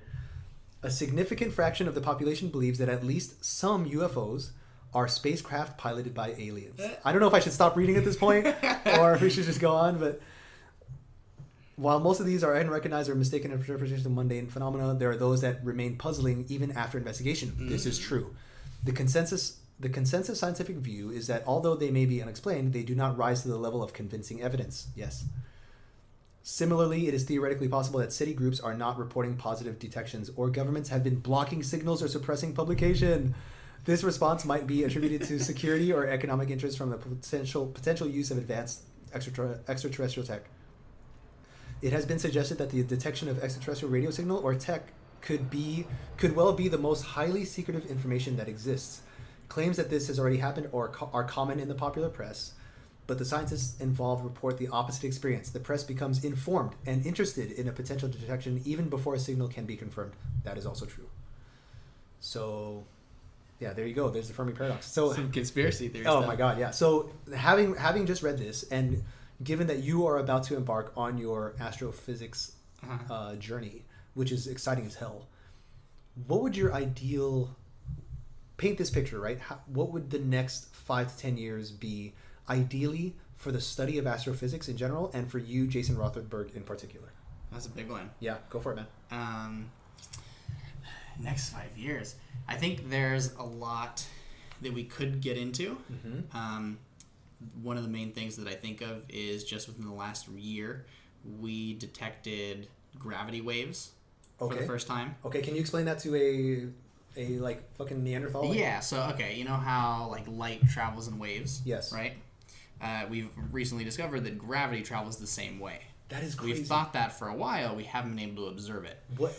So first of all, the idea that gravity can even travel. Yeah. My understanding of gravity is that it is a force exerted upon other forces relative to the density of an object or density of matter. Yes. So, but the way that it affects other objects is that it distorts or manipulates space-time around it. What? So, have you heard of Einstein's space-time? Yes. Basically, that time and space are connected. Yes. Which is one of the reasons why, for example, in Interstellar, like when they go close to the black hole, mm-hmm. the gravity's so big that time gets distorted and fun stuff happens. Yes. So you can think of gravity waves as, okay, so imagine a pond. Yeah. You toss a stone into the pond. It creates ripples. Okay. We observed that stone being tossed into the pond as two massive black holes colliding into each other, and we observed the ripples in space-time. Wow. Yeah. That is nuts. Yeah. So we have this is an observed phenomenon. We have observed it. So but the thing is our technology is barely there. We were only barely able to detect the massive distortion of two black holes, which is some of the most powerful gravitational objects in the universe. Yes. So I mean, we're going forward, we're going to keep studying this. Of course. But this is just the beginning. Okay, and that's hopeful and awesome, because there's no reason to believe that it's the first and only occurrence of a black hole collision. Like this is this is just one. This is just one. They happened to be looking somewhere and they saw a black hole collision. Okay, so basically, correct me if I'm wrong. Our devices only detected the effects of a black hole collision. It did not actually see two black holes actually colliding, or did it? Well, we detected it, which is a way of observing it, seeing it. Yeah, it's kind of like we can't detect gravity; we can only detect its effects. Yeah. Okay. Exactly. That is insane. So things like that, I think technological advances like that. Like I said before, I think we're going to be going to making an effort to go to Mars soon, which is pretty cool. I don't think I'll be involved in that. Oh. But in going to school, I would really like to pursue studying how stars evolve or how galaxies evolve.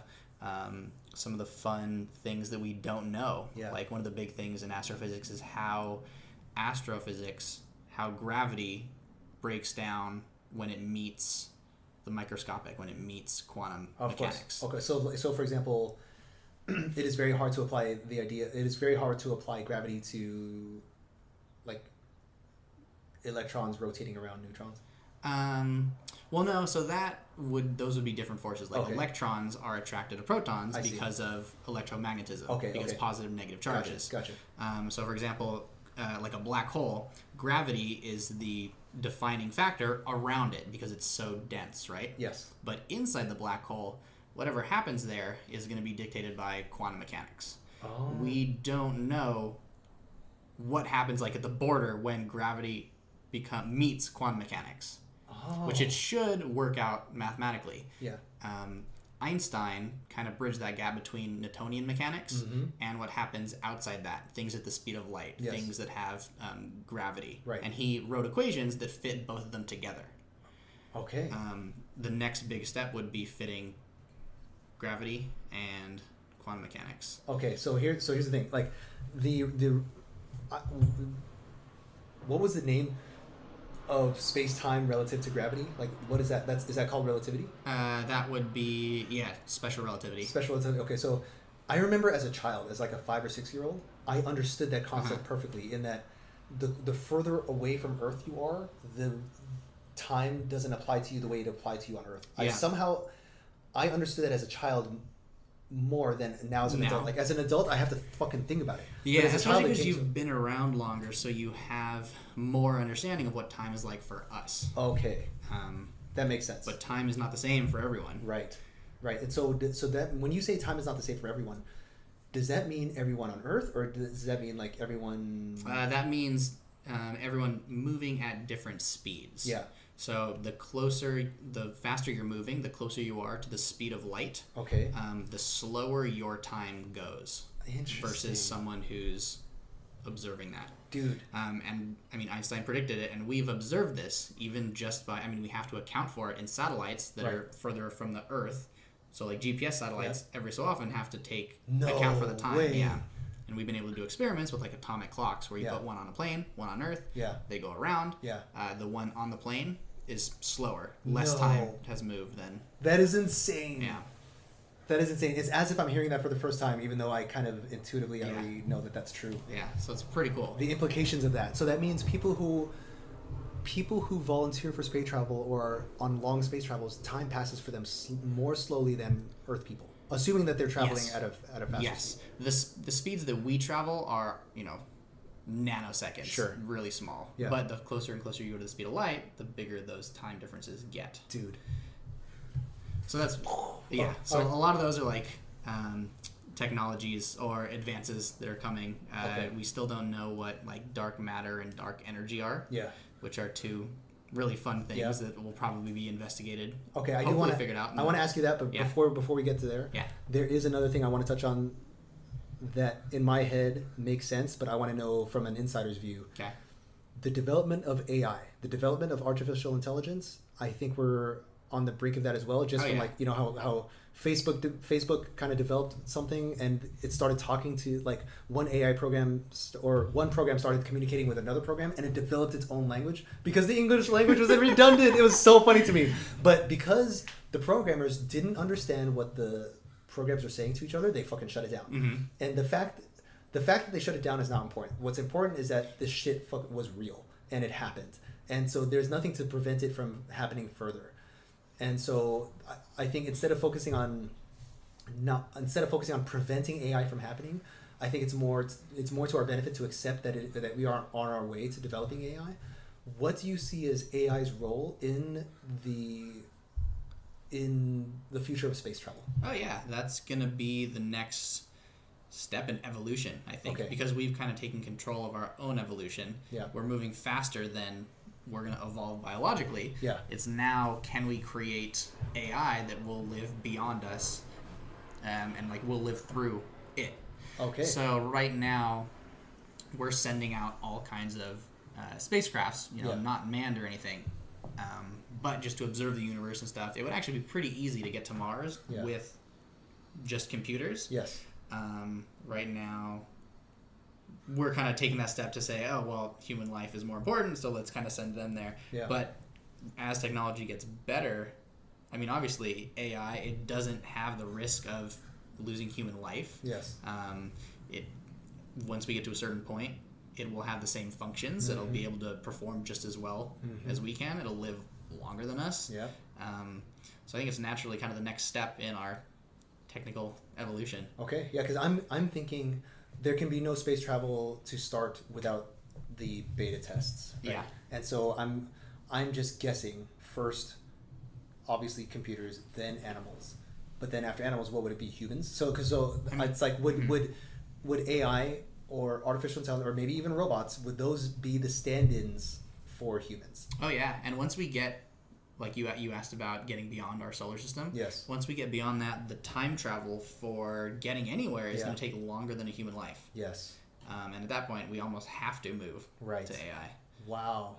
That is crazy. We have to move to AI, assuming that we do not discover the technology to allow us to go there, right? Like so, I mean, I think there will be, you know, medical advances where we live longer and longer. Okay.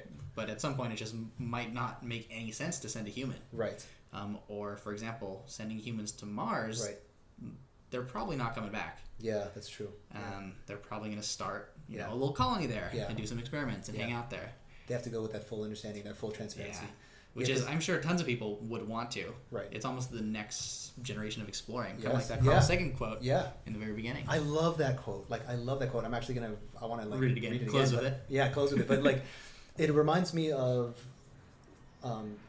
I hate to bring this back up, but it's like the imperial period or the exploration period, the age of discovery when, you know, like sailors and pioneers were sponsored and paid by kings and queens to find new lands, and these are lands that have never been found before. But then, of course, it led to like fucking war and disease and famine, and at the same time, it led to America. And so, I know that it's going to be like brutal. It's not going to be clean at all, like space exploration at all. Like, we're not accounting for. We've only talked about human alien contact. We've not talked about how nations will try to fuck each other over with sabotage and whatever. And then like the ramifications of sending AI to outer space, knowing that it will take longer than a human life, means that they will be talking to several generations of humans, right? So like the person who worked at fucking SpaceX in 2018 will be communicating with the AI, and they will have to pass along the communications and messages to the next generation of workers, which is nuts. Like, what if SpaceX goes under? Then they're absorbed by NASA, or actually someone else would take over. So, dude, that's exciting and that's insane. So, okay, can you explain really quickly, or if you can, dark matter and dark energy, like you mentioned before? Real quick. Yeah. So they're two totally separate things. Oh, yeah. And we have no idea what either of them are. Okay. We just made up these blanket terms for them. Okay. So they are observed phenomena that we cannot measure. Yeah, they're basically observed things we've observed, but we don't know what to explain them. So we just say, "Oh, that's dark matter." Okay, so what are the observations? So dark matter, we see.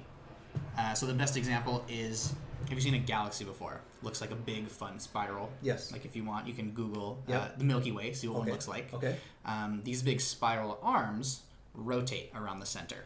Okay. At the center of every, or most, I think every, galaxy, there's a supermassive black hole that basically holds everything together. And things rotate around the black hole. So that is the strength of a black hole. Yes. In that it holds together galaxies. Yeah, like that's how galaxies are held together. Okay. We predict that based on our knowledge of gravity and like we can measure how fast they're moving and see what rate the galaxy should rotate around the black hole. Okay. Oh, nice. You looked them up. Yep, exactly. Okay. Now what we think the rate that it should rotate is different than the rate that it actually does. Okay. We detect something that we can't see, but we see the effects of gravity, and that kind of determines the rate that the galaxy is actually rotating, so which describes the pattern. So we have no idea what that is. It could be some type of matter that we can't see, we can't detect.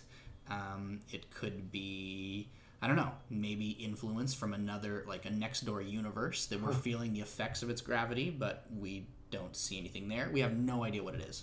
Okay, so what we are observing is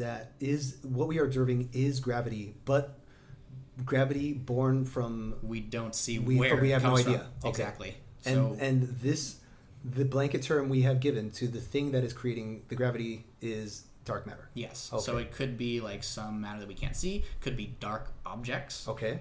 Maybe like big asteroids or something that are so dark that we can't even see them. Yeah. Yeah. Who knows? Okay. We have no idea. So that we're constantly looking into. Okay. That's one thing. We don't even know it's called dark matter. We don't know if it's even matter. Okay. Dark energy is another thing we observe. So we know that the universe started at the Big Bang. Mm-hmm. We can trace it back pretty accurately based on how much hydrogen and helium are in the observable universe, and kind of calculate it back through the different reactions that would have happened to detect how long the universe actually existed. And those observations that we see, align with the math. So it looks like we're pretty sure the Big Bang happened. Yeah. We also know that the universe is expanding. Mm-hmm. It was expanding from one point. It's getting bigger and bigger. Mm-hmm. Now, we would think that the universe would expand at a constant rate, right? Yes. It kind of makes sense. Yeah. We are actually observing the universe expand at an increasing rate. Really? What would make sense is that maybe it would stay constant, or maybe as things get spread out, its gravity kind of sucks it back in. Okay. And eventually the universe would end with a big crunch when everything came back together into a single point. Yeah. We're actually observing the universe expanding at an increasing rate. So does this suggest that the Big Bang is new, or like that the universe itself is young? Not necessarily. Okay. We don't know what that means. So the term dark energy is the blanket term for what is causing the universe to expand, causing that acceleration. Okay. Again, we don't know if that's a form of energy. We don't know what it is. We're just calling it a blanket.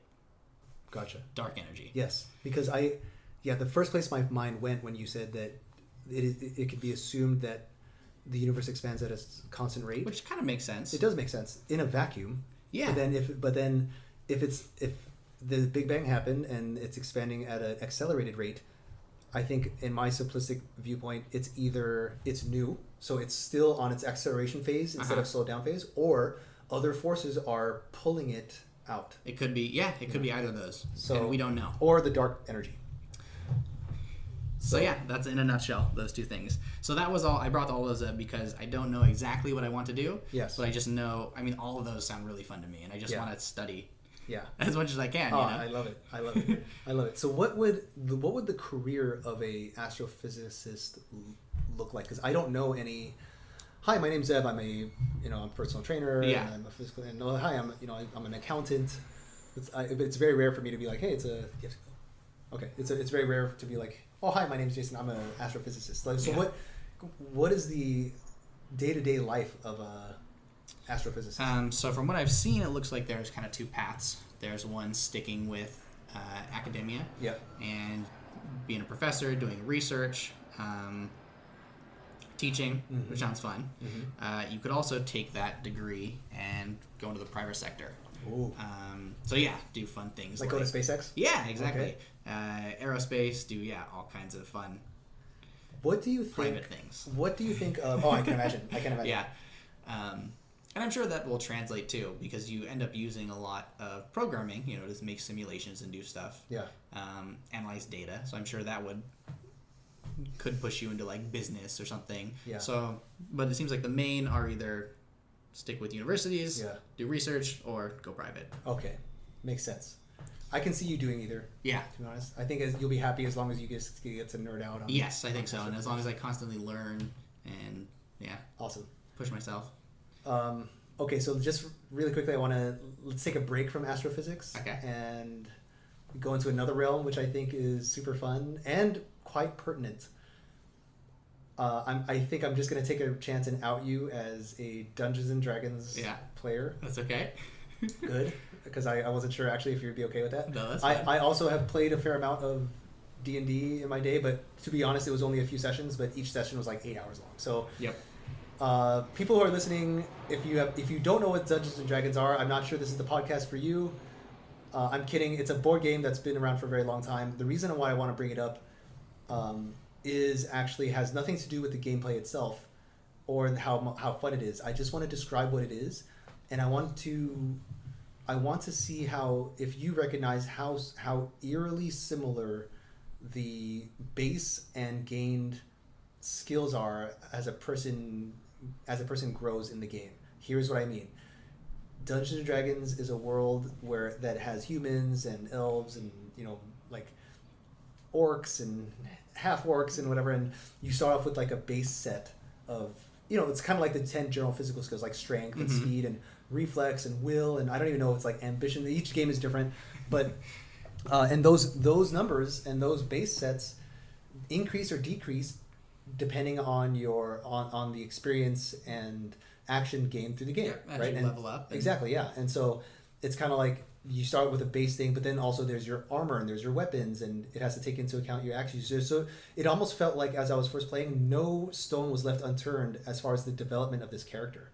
And as you're going on in a quest, even other things are taken into account, like team dynamics and how one person who has stronger will is traveling with another person who doesn't like talking. You know what I mean? It's like those things are also accounted for.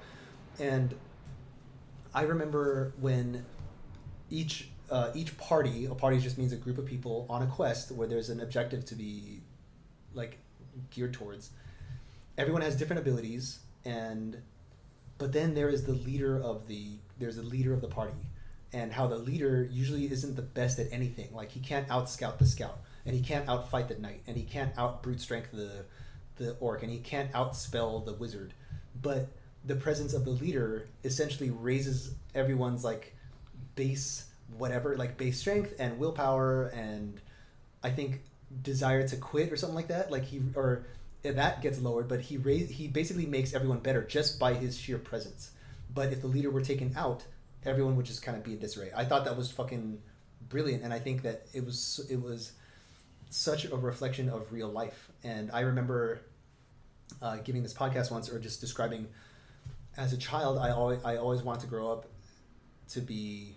I had a very clear vision of what I wanted to be as a man, but I think the effect I wanted on people or with the group is that I wanted to be able to walk into a room and raise the base strength and bravery of everybody. Yeah. I wanted that, and I'm very happy with essentially where I've come in that. But I want to know, you being a D&D player, have you noticed those similarities of like the numbers of a character in a game to real life people? Yeah. Have you noticed that? Oh, definitely. Okay. Because I have no idea who created D&D. I have no idea who, like where it came from. But I know that it has a lasting legacy. I know it's not a very widely popular game for no reason at all. Yeah, it's gotten really popular. I think recently. I mean, it's always been pretty popular, and so many fantasy movies, television shows, almost all video games draw from it. Yes. But yes, in the few games I played, I do notice that people play characters much like themselves, Yes. or what they hold important. Yes. All Yes. their character Oh, holds yeah. important. Yeah. Oh, yeah. So it's funny that you want to be a leader. You saw so much emphasis in what the leader did. It's funny because when I first started playing D&D, I just wanted to be the fighter. Yeah. Like I didn't necessarily care to be the leader. I wanted to be the fighter who was always on the front lines. Which is what you wanted to do when you were young. Exactly. Yeah. And I would so front load my characters on like I would literally so front load them on like strength and fighting ability and literally nothing else. And so I was always the first through the door, and I was always like, I think you have to use a 20-sided die. Yep. And there were so many of the things that I would have to do because I was also very high risk. So there literally is very few. Run into a situation. Exactly. Yeah. It's very rare. It's very rare for me to choose very average or middle of the road stats. Like so much of my feats would have to either include a fighting element or the fact that the die roll would have to be extremely high. Yeah. But when they worked, it paid off so reward, well. Yeah. I remember there's this one game where it wasn't D&D. It was something else with exactly the same template, but my character's name was Frontline. Yeah. That was his name. And I think we were all on an airplane and it blew up and we were all on an airplane and a missile was fired on us. And basically, Frontline volunteers to jump out and take the missile right in the chest. And they're just like, Zeb, do you understand that if you don't roll a 20 on this, you will die. Like Frontline will die. And I'm like, yep, I understand. And I was completely nervous because I invested so much in this character. Yeah, oh yeah, hours. Hours. Like literally, it takes so long to create a character. And I love character creation. A lot of my friends hate it, but I fucking love character creation. And so I remember going out there and I'm like, all right, it felt as if I myself was going to jump out the airplane. And I rolled, and it was a 20, bro. And everyone went wild. Everyone was like, so funny. oh, shit. 1 in 20 chance. Yes, exactly. So he rolled a 20. He took the missile in the chest, and then he's falling. But because of his base strength was so high, a fall wouldn't like hurt him. But basically, I had saved the crew and done all this. So I was almost always the fighter, the like first through the gates, kind of just like. It wasn't until later that I noticed the effect that the leader had on the party, and I think I took that with me as far as just being a leadership position, with the gym and with just like there's tons of life lessons to be had. Yes. In Dungeons and Dragons. Yeah, that's the thing, dude, because like it's people look at it and they're like, oh, it's just a bunch of nerds, but no, it's a fantasy setting, but you're still dealing with, you have to make real world decisions. Yes. You have to work together. You have to do all kinds of skills that you would use in everyday life. Oh, what is the longest D&D session you have played? Session, I would say going on like 5 hours. Okay. We usually start in the afternoon and then go till evening, get dinner or something. That is reasonable. Yeah, which any longer than that gets to it's a little. Yeah. I think the longest. You got to get up, walk around. Oh, it's bad, man. Like, I think we start at 5 or 6, and we take breaks once in a while. But I think I remember this one time we played until like 3 or 4 in the morning. It was bad news. It was bad news bears. But you just get so lost. You get caught up into it, and what's really important to get into it is to create lovable characters. Yeah. That you can really get into, and having the right people around you. Yes. That are also into it and are willing to be silly and take the role of these characters. Yes. I think that's the most important thing. I agree. And you have a regular group. Yeah. Yeah. Awesome, dude. Do you have a? Let's branch out of this now, because I just wanted to know if you saw what I saw as far as definitely as far as D&D. And I see myself. I like characters that hold intelligence very high. Yeah. And can see both sides of a situation. Mm-hmm. Know a lot of spells. Can like help other people. Yeah. But are themselves, they hold their intelligence very highly. Yeah. Which I think is all kind of encompasses myself. For sure. The longer you play, I think you get into role playing a little more, and I'm now able, having played for like 2 years, I'm able to distance myself and kind of take on other characters. Yeah. Unlike myself, almost try on, what's this burly paladin gonna do? Or, but yes, I do see the same thing. You're certainly right, because when people first play, like when I first played, I naturally just gravitated towards what I thought I was as a character, and so that's why like almost all my characters without exception were the fighters. Warriors, exactly. Orcs. Yes. I think it was so much fun, and I think that reflected absolutely the life I wanted to have growing up. But like I said, it wasn't until later that I realized what the effect of the leader has, and not just on the team, but on the success or failure of the mission. Whereas before, I just wanted to get in there and just kill stuff. Swing. Yeah, exactly. Just break Jump shit. on a missile. Exactly. Yeah. So, yeah, and to this day, that is still very much me. But it's like adulting just happens. Yeah, it sounds like you're growing up. Oh, whatever. But yeah.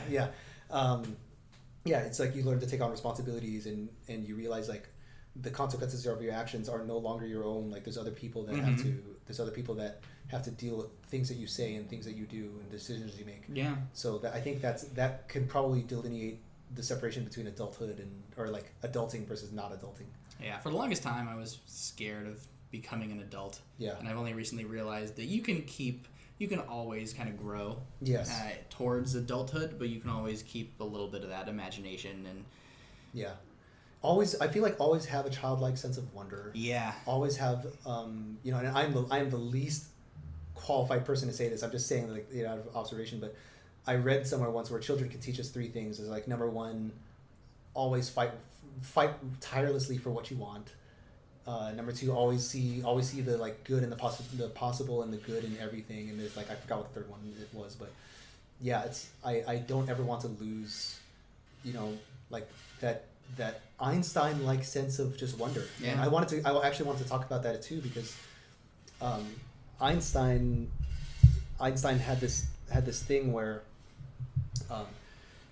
there's a book called the Thoughts and Einstein's Thoughts and Opinions, and how he bridges the gap between religion and science, and how he actually says that, I'm paraphrasing here, religion and science need each other. Like they can't exist without each other. And I was so intrigued because that was contrary to what I thought at the time. I was a kid when I read that. But it just comes from the idea that both science and religion have this kind of like even he himself was hard to describe it, but he goes, I can only describe it as overwhelming cosmic awe. Yeah. Right? And how science is the search for the truth, and religion is essentially the search for the truth as well. And in that sense, they go hand in hand. Yeah, they go. Yeah, he was actually very religious, and towards the end of his life, throughout it, wrote tons of religious papers relating religion and science, and it's pretty cool because it makes sense. Yes, and I like his idea of God that he talks about, not like a God that looks like a human, right, but just this whatever being that created the universe. It might not even be a being. It could have just been science or it's just this overwhelming thing. Yeah. All knowing. Yeah. I mean, good on him. And his legacy lives on. It was like World War II, and here we are talking about the guy. So yeah, I love it, man. So you're a nerd. Mm-hmm. Let's just go there. What nerd genres are you most comfortable with? Love Star Wars. Yep. Loved it since I was a kid. Okay. With Dungeons and Dragons and Game of Thrones, really like the high fantasy right now. Yep. Tons of board games. Okay. Super nerdy. Yep.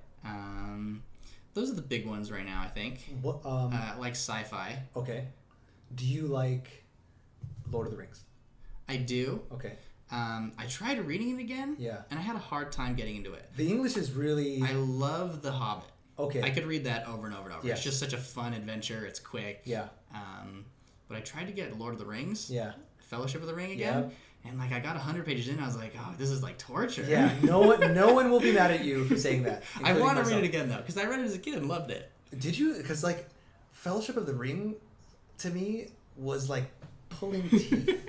It was literally like I would rather jump out a window than read Fellowship of the Rings, and not because it was poorly written, because it's so much meticulousness and care was very taken. Detailed. Yes, to a point that it's hard to get there. I am not taking anything away from Tolkien. If he wants to talk about this, how you're a hobbit and you're just farming, and all of a sudden you just burst into song, good for you. Good for you. Yeah, it's 50 pages before they even get out of the Shire. Exactly, dude. Because I see The Hobbit as a self-contained little adventure. Yeah, linear children's adventure story. It was rousing. It was captivating. It had so much action. It had backstory. It had heartbreak. It had all these things, and it was great. And I think when the publisher asked him for a sequel, he gave him fucking Lord of the Rings. And so like I will say that the movie Fellowship of the Ring is that rare occasion when the movie is actually superior to the book as far as just raw entertainment value.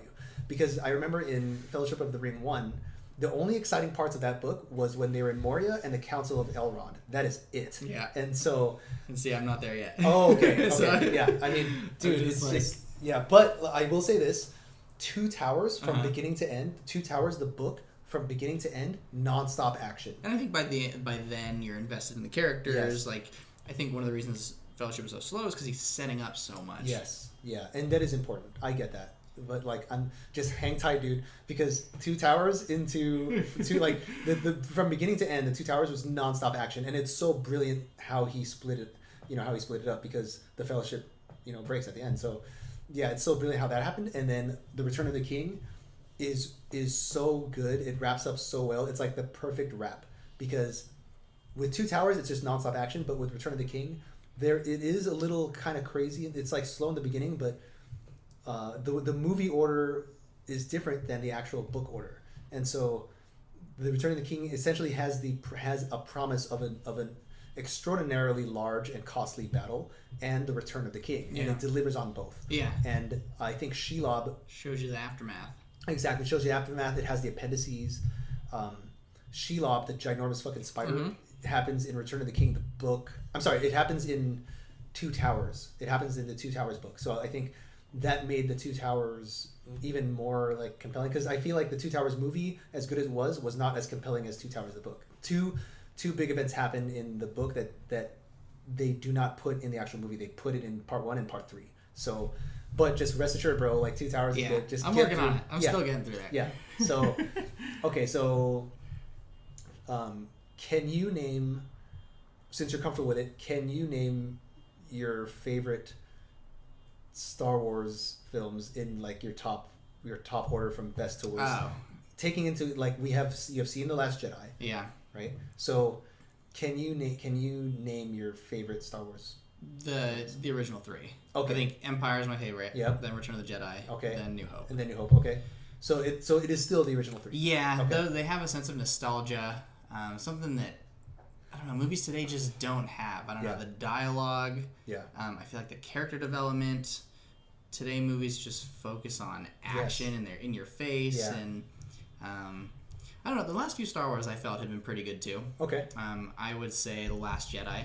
Probably better than the prequels. Okay, yep. I think I would put it next after the original. Okay, wow. That's saying a lot. Good. Yeah, I really enjoyed it. Good. I feel like there's a little bit less substance than the originals. Like, it's a little flashier. Let's close this down. But yeah, I thought they did a great job overall. Okay, I thought they tried new things. Yes. They drew from the essence of the originals, but twisted it in a way that it was entertaining. Yep. Better than Force Awakens did. Yep. I feel like that would just flat out rip off. Yep, exactly. Where do you place Rogue One, or do you count it as? I would say pretty close to probably right after. Okay. Last Jedi. After Last Jedi. Okay. Yeah, and then I think you got the prequels. Yeah.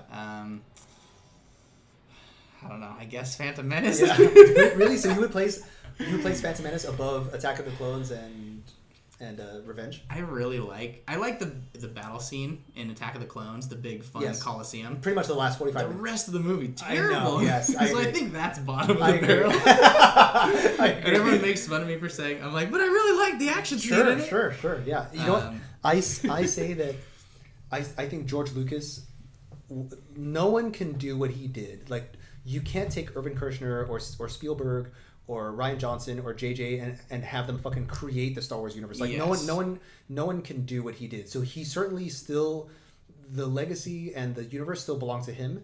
I think what he should have done was what he did with Empire was give his vision to the hands of another artist. So I think New Hope was New Hope was plot-oriented action space camp, whereas I think Empire Strikes Back was character-oriented space opera, like space drama opera. Yeah, it went from like a space western to like a space I think drama. Yes, like New Hope broke new ground in that it had never been seen before. It had used an actual orchestra versus I think at the time people were just using like synthetic, whatever, and so that was groundbreaking. And just like tons of miniatures. Yes. And effects and oh stuff. my God, it was amazing. But then with New Hope, it was a more personal film. It was a darker film. It did not end with the good guys winning at all, and there was like the reveal to essentially end all reveals. Yeah. Right? And at a time which when, is now people take it yes, almost not what it was worth because Right. it's so ingrained Yes. in society. but like, to have been alive back media. then and to see that, oh my Yeah. God, like I could watch it today and still get chills. Like, Yeah. that's how good. So Empire. what a great twist. Oh my God, and that was directed by Irvin Kershner, who like I think I don't know what happened, but I think George entrusted his vision into the hands of other people, and it worked out well. Like that's kind of the risk that you have to take. Yeah. I think for the episodes 1, 2, and 3, I think the plot is fine. I think if he just gave it to other Someone directors, else. it would have been good. Yeah, he got a little obsessed with like the politics, Oh. and yeah, he had this whole idea for like I'm gonna really Oh. dig down into Anakin's development, dude, and it it's was like- just almost too much. Yeah, man. The Lucasian dialogue. I don't have any other word for it except that it's fucking Lucasian dialogue, and I there's so many opportunities in those films. But I understand. Like it's his baby. He waited a long time for the technology to catch up with his vision. Yeah. I get that. I used to be bored with the political thing, but now like I think the more I'm understanding myself of this, the more I actually Get am into it. interested in. And again, those are the ones that I've seen the least. Yeah. So I would like to go back and watch them. Yeah. Phantom Menace probably the most Yes, of those. yes. I I mean, feel like I've only seen Revenge of the Sith a couple times. Okay.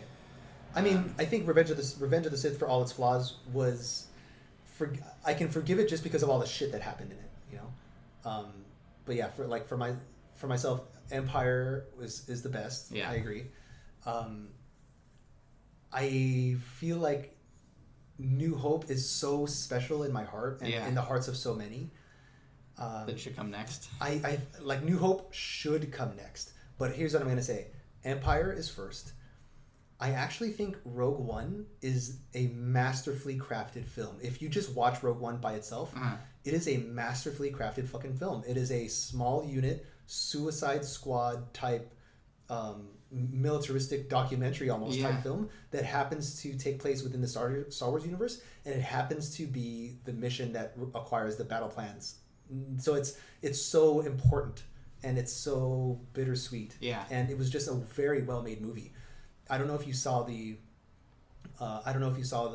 if you look at the differences between the movie and the trailers. Yes. I thought the differences were so gross and like Disneyfied. Not gross as in repulsive, but gross as in large. Yes, I agree. Yeah, it's I think in the movie you can tell that they took a lot out. Yes. They, scrubbed some stuff Yes. to make it less dramatic. Yeah. And I think the movie would have been an epic Oh war movie. my God, I great think war movie. I think it would have. It could have been even better. Yes, and I I think agree. it's still good seeing what it was. Yes. But yeah, it kind of hurts seeing what it or I thinking know, what it could have been. Because I think in the trailer it was implied that she was forced into this mission, whereas in the movie she volunteered for the mission. Yeah, and it was a lot darker. Yes, and it's like that's a huge difference, And then with the revolutionary guy, I forgot Forrest Whitaker's character. Like in the trailer, he's seen as this unhinged fucking Che Guevara type revolutionary. And I feel like in the movie he wasn't really developed that much. He was just like I felt that they almost didn't develop the characters as much, and then when it came time for them to die, it was very quick and like trying to make it as unpainful, painful I can see that. as possible. Yeah. Which I think that was like where the heart of the movie was. Yes. But of course they want to make it for kids, so they're not going to make it, I didn't see that coming though. I actually thought some of them would survive. Like I thought some of them would make it, but no, it was a straight up like, shit, they're Which all. I did like that they kept to that. I agree. On the mission, and I they agree. even say in Star Wars that many Bothan spies died during these lines. I mean, it was so, and when Mon Mothma says that, it's so just like, oh god, Yeah. like it's Pretty cool seeing like the evolution of that one line. I agree. And if you don't know who Darth Vader is, if you just watch this one movie and that's all you know of Darth Vader, he is terrifying. Yeah. Like how he just fucking trolls Riddick or whatever guy's name is, Krennic. Yeah. Don't remember. Director Krennic. Yeah. How he just trolls him, and when he comes up and at the end when he tries to acquire the plans, you're just like, oh shit, and it leads right into New Hope. So that was pretty cool. I thought it was silly that they dropped him in and Leia in at the very end to try and let's talk about Hope real quick. We'll get into the positive now. Yeah. But overall, I thought it was really good. I really enjoyed it. Yeah, so I think Empire is the best. I'm actually gonna, I don't know if I'm allowed to do this, but I'm just gonna do it. The craftsmanship by which Rogue One was made against the groundbreaking, pioneering camp of Episode 4 of A New Hope, I have to tie it. I just have to. Interesting. Yeah. And then I'm actually going to put... I actually enjoyed a lot. I thought Force Awakens was a better, more entertaining New Hope than A New Hope was A New Hope. Because it's the same fucking movie. It was the same thing, just more action, more explosions. It flowed better. It was better edited. JJ is good at that. Like JJ Abrams is good at making movies that are easy to. It flows easily. It's very entertaining. But still, it could not recapture what A New Hope was. So for that reason, it is not. I think they did a good job for what they were trying to do. I They agree. needed to introduce new characters. They needed to draw in the old generation. Yes. And I think they did a pretty good job at that. I agree. It was a big thing. It was a big endeavor to take on. I think they did pretty good. I agree. Yeah, it wasn't the best. Yeah, and it's exactly. It's like, and plus, I think they were. I feel like that was the apology film for the prequels. Yeah, exactly. I feel like that was Lucasfilm and Disney being like, "I am sorry for Episode 1, 2, and 3. Here, we'll give you what you want. Exactly, we'll give you what you want. We'll evolve from there." Yeah, but I think I didn't realize that essentially the damage had been done. Like the fans are now zealot class internet fucking keyboard guys. Yeah. Because they're all older. They're all older. Yeah, they so grew up with the internet. Yeah. At this point, you can pity on you if you're making a Star Wars film, because no matter what, it will be received with equal parts reverence and just fucking abhorrence. And I feel a little bit of both. Like I'm gonna see everyone that comes out. I agree. I'm excited for it, but I'm also gonna, in like my heart, be like, this isn't the originals. Yes. Yeah. It'll always be compared to the originals. No movie will ever be the originals. Yes. That being said, I am putting Last Jedi as number 3 because I first of all, I think Rian Johnson was uniquely qualified to take on Episode 9. I think that he knew exactly how high the stakes were in making this film. He knew what the fans wanted. He knew what the fans were expecting, and he needed to make his mark, or at least make Episode 9 relevant to the story. And I think he accomplished all those things. We see the Force being used by Luke, Leia, and Snoke, and Kylo and Rey at their utmost. Yeah, and I like that they drop in like new Force powers, which is pretty cool. Exactly, yeah, and or like because I read a fuck ton of the post Return of the Jedi like expanded universe books, and the Force powers that they use, with the exception of Super Leia, like with the exception of that, I have read about those powers before, but to actually see them on film was so awesome to me, and where Kylo is in his journey, and where Rey is in her journey, where Luke is in his journey, and Leia and Chewie, like where all of them were in their journey, I thought it was well done. The character development for all of them was great. Yeah, I think my favorite part was the Rey Kylo dynamic, where they actually bond. Yeah, I was not expecting that at all. I wasn't expecting, and it's funny because he, it's like it begins with a force bind or a force meld or whatever, and it's like, oh god, they're brother sister. Because that's what they hint at. Yeah. And I like that Kylo Ren, he's like, wait, what's going on? You're not powerful enough to do this. Yeah. And I don't know if you read the post-Jedi novels, but I'm just going to tell you, like, Han and Leia have 3 children. Yeah. And 2 of them are twins. One of them's named Jason. One of them is named Jason. There you go. Jason Rothenberg. Jason Solo. Oh my gosh. Thing. Yeah. And so I think he was trying to hint to that in that, like, they're brother-sister. Not all of them survive, and like Jason lives to become Jedi, right? Darth Caedus. Oh, does he? He becomes like the bad guy. Yeah, so they're still drawing from even if they set up, it's not canon. Yep. Luke ends up marrying this badass girl who is actually formerly a assassin for the Emperor, Mara Jade Skywalker. They have a kid named Ben, and so there's like lots of things, but. Yeah, so I had come into it already knowing that, so I could see they weren't just throwing back to the original films, but they were throwing back to the expanded universe. Yeah, which I think is good because they're building on solid stuff that's already there. I agree. If they didn't, I think it would have even less substance than it Yeah. already does. Yeah. I like that it shows for Poe his his headstrong cockiness served him well in Force Awakens, but those same tactics did not serve him well in Last Jedi. Yeah. And it's arguments can be made that he was able to destroy Dreadnought, but it's like it's still, he would have basically killed them all if he was allowed to have his way. But he learned from it. So on Crate, he's the one that makes the call to pull back, and where he would not have before. Yeah. And with Finn, from Force Awakens and even the beginning of New Jedi, he is not a team player. He does not care about the Resistance. He just cares about Rey. But then at the end, he's willing to. I actually thought they were going to do it. I actually thought that he was going to try to kill him. Yeah, that would have been pretty badass. That would have been pretty badass. And I agree with a buddy of mine who said that he feels like cheated, that it almost didn't deliver on that. But I don't think they could have killed Finn before he reconnected with Rey. I think that would have just been heartbreaking. And at the end of the day, it's a Disney movie. It is a Disney Although that scene really reminded me, remember Game of Thrones when Jamie, I think Jamie is riding into the dragon. Oh yeah. And then Bronn saves him. Yeah, I was like, come on. I thought that would have been a great death for Jamie, and I thought this would have been a great death for Finn. Either way, it would have been great. Yeah. What else? Luke's character, so many things, like the foreshadowing, where he asks, like, what did you think was going to happen? You thought I was going to face down the Order single-handedly with a laser sword? And that's what he did. Yeah, that's like what he did. And then how he teaches Rey about the Force, and she finally feels the Force and understands it for the first time. It's not just something she has to learn in warfare, but she gets to sit on like what we're made to think is the apogee, or this fucking very powerful point of where you can magnify or amplify the Force. And she feels it, and she feels the island, she feels all this, but then she couldn't feel Luke, and I was just like, oh shit, because Luke pretty much Force hid himself, which is like, I did see that in novels. There are a bunch of very, very powerful characters out there who can hide from the Force, and so I was like, good on you, because only a very powerful Force person can do that. And then I like how they also hinted at that, because they put him on both the light poster and the dark poster. Yes. So I think my favorite time when I viewed it was the first time, because they really keep you guessing. Yes. At the end of the day, they go in the exact direction you'd think they'd go in. Yes. But I thought they did a really good job making it mysterious and is he bad? Is he good? I agree. I don't know. I agree. We're going to assume that listeners, you have seen The Last Jedi now, but did you think that was actually him when he walked into the Crate Cave?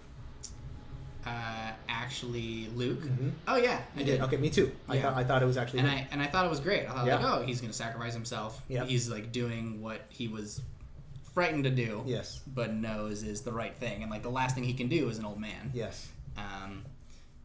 But it's pretty nice. It was a nice little twist. I agree. Did you approve of his Force projecting act, buying time for the Resistance and inspiring the rest of the galaxy? Do you approve that as Luke's final act, as a physical being? Definitely. Me too. I think so too. I agree. I thought that was a fine. Yeah, I know that Mark Hamill was really upset with his character. He's like, he would have never done that. He cares about Han and Leia. He would have run to help them. Yeah. He would have felt when Han died. Yep. Which I kind of agree with, and I see why he would say that, because obviously he lived it and he developed those relationships with Carrie Fisher and Harrison Ford. Yeah. But I thought it was fine, and also he didn't have. It sucks because they have to make up for 30 years of stuff that he didn't go through. Yes. So he didn't have to see an extremely powerful Jedi who is also his fucking nephew grow in the dark side. Mm-hmm. And he didn't have to see that his nephew, first of all, you have to deal with that fucking betrayal, and then the nephew kills his best friend. Yeah, exactly, and kills his other charges.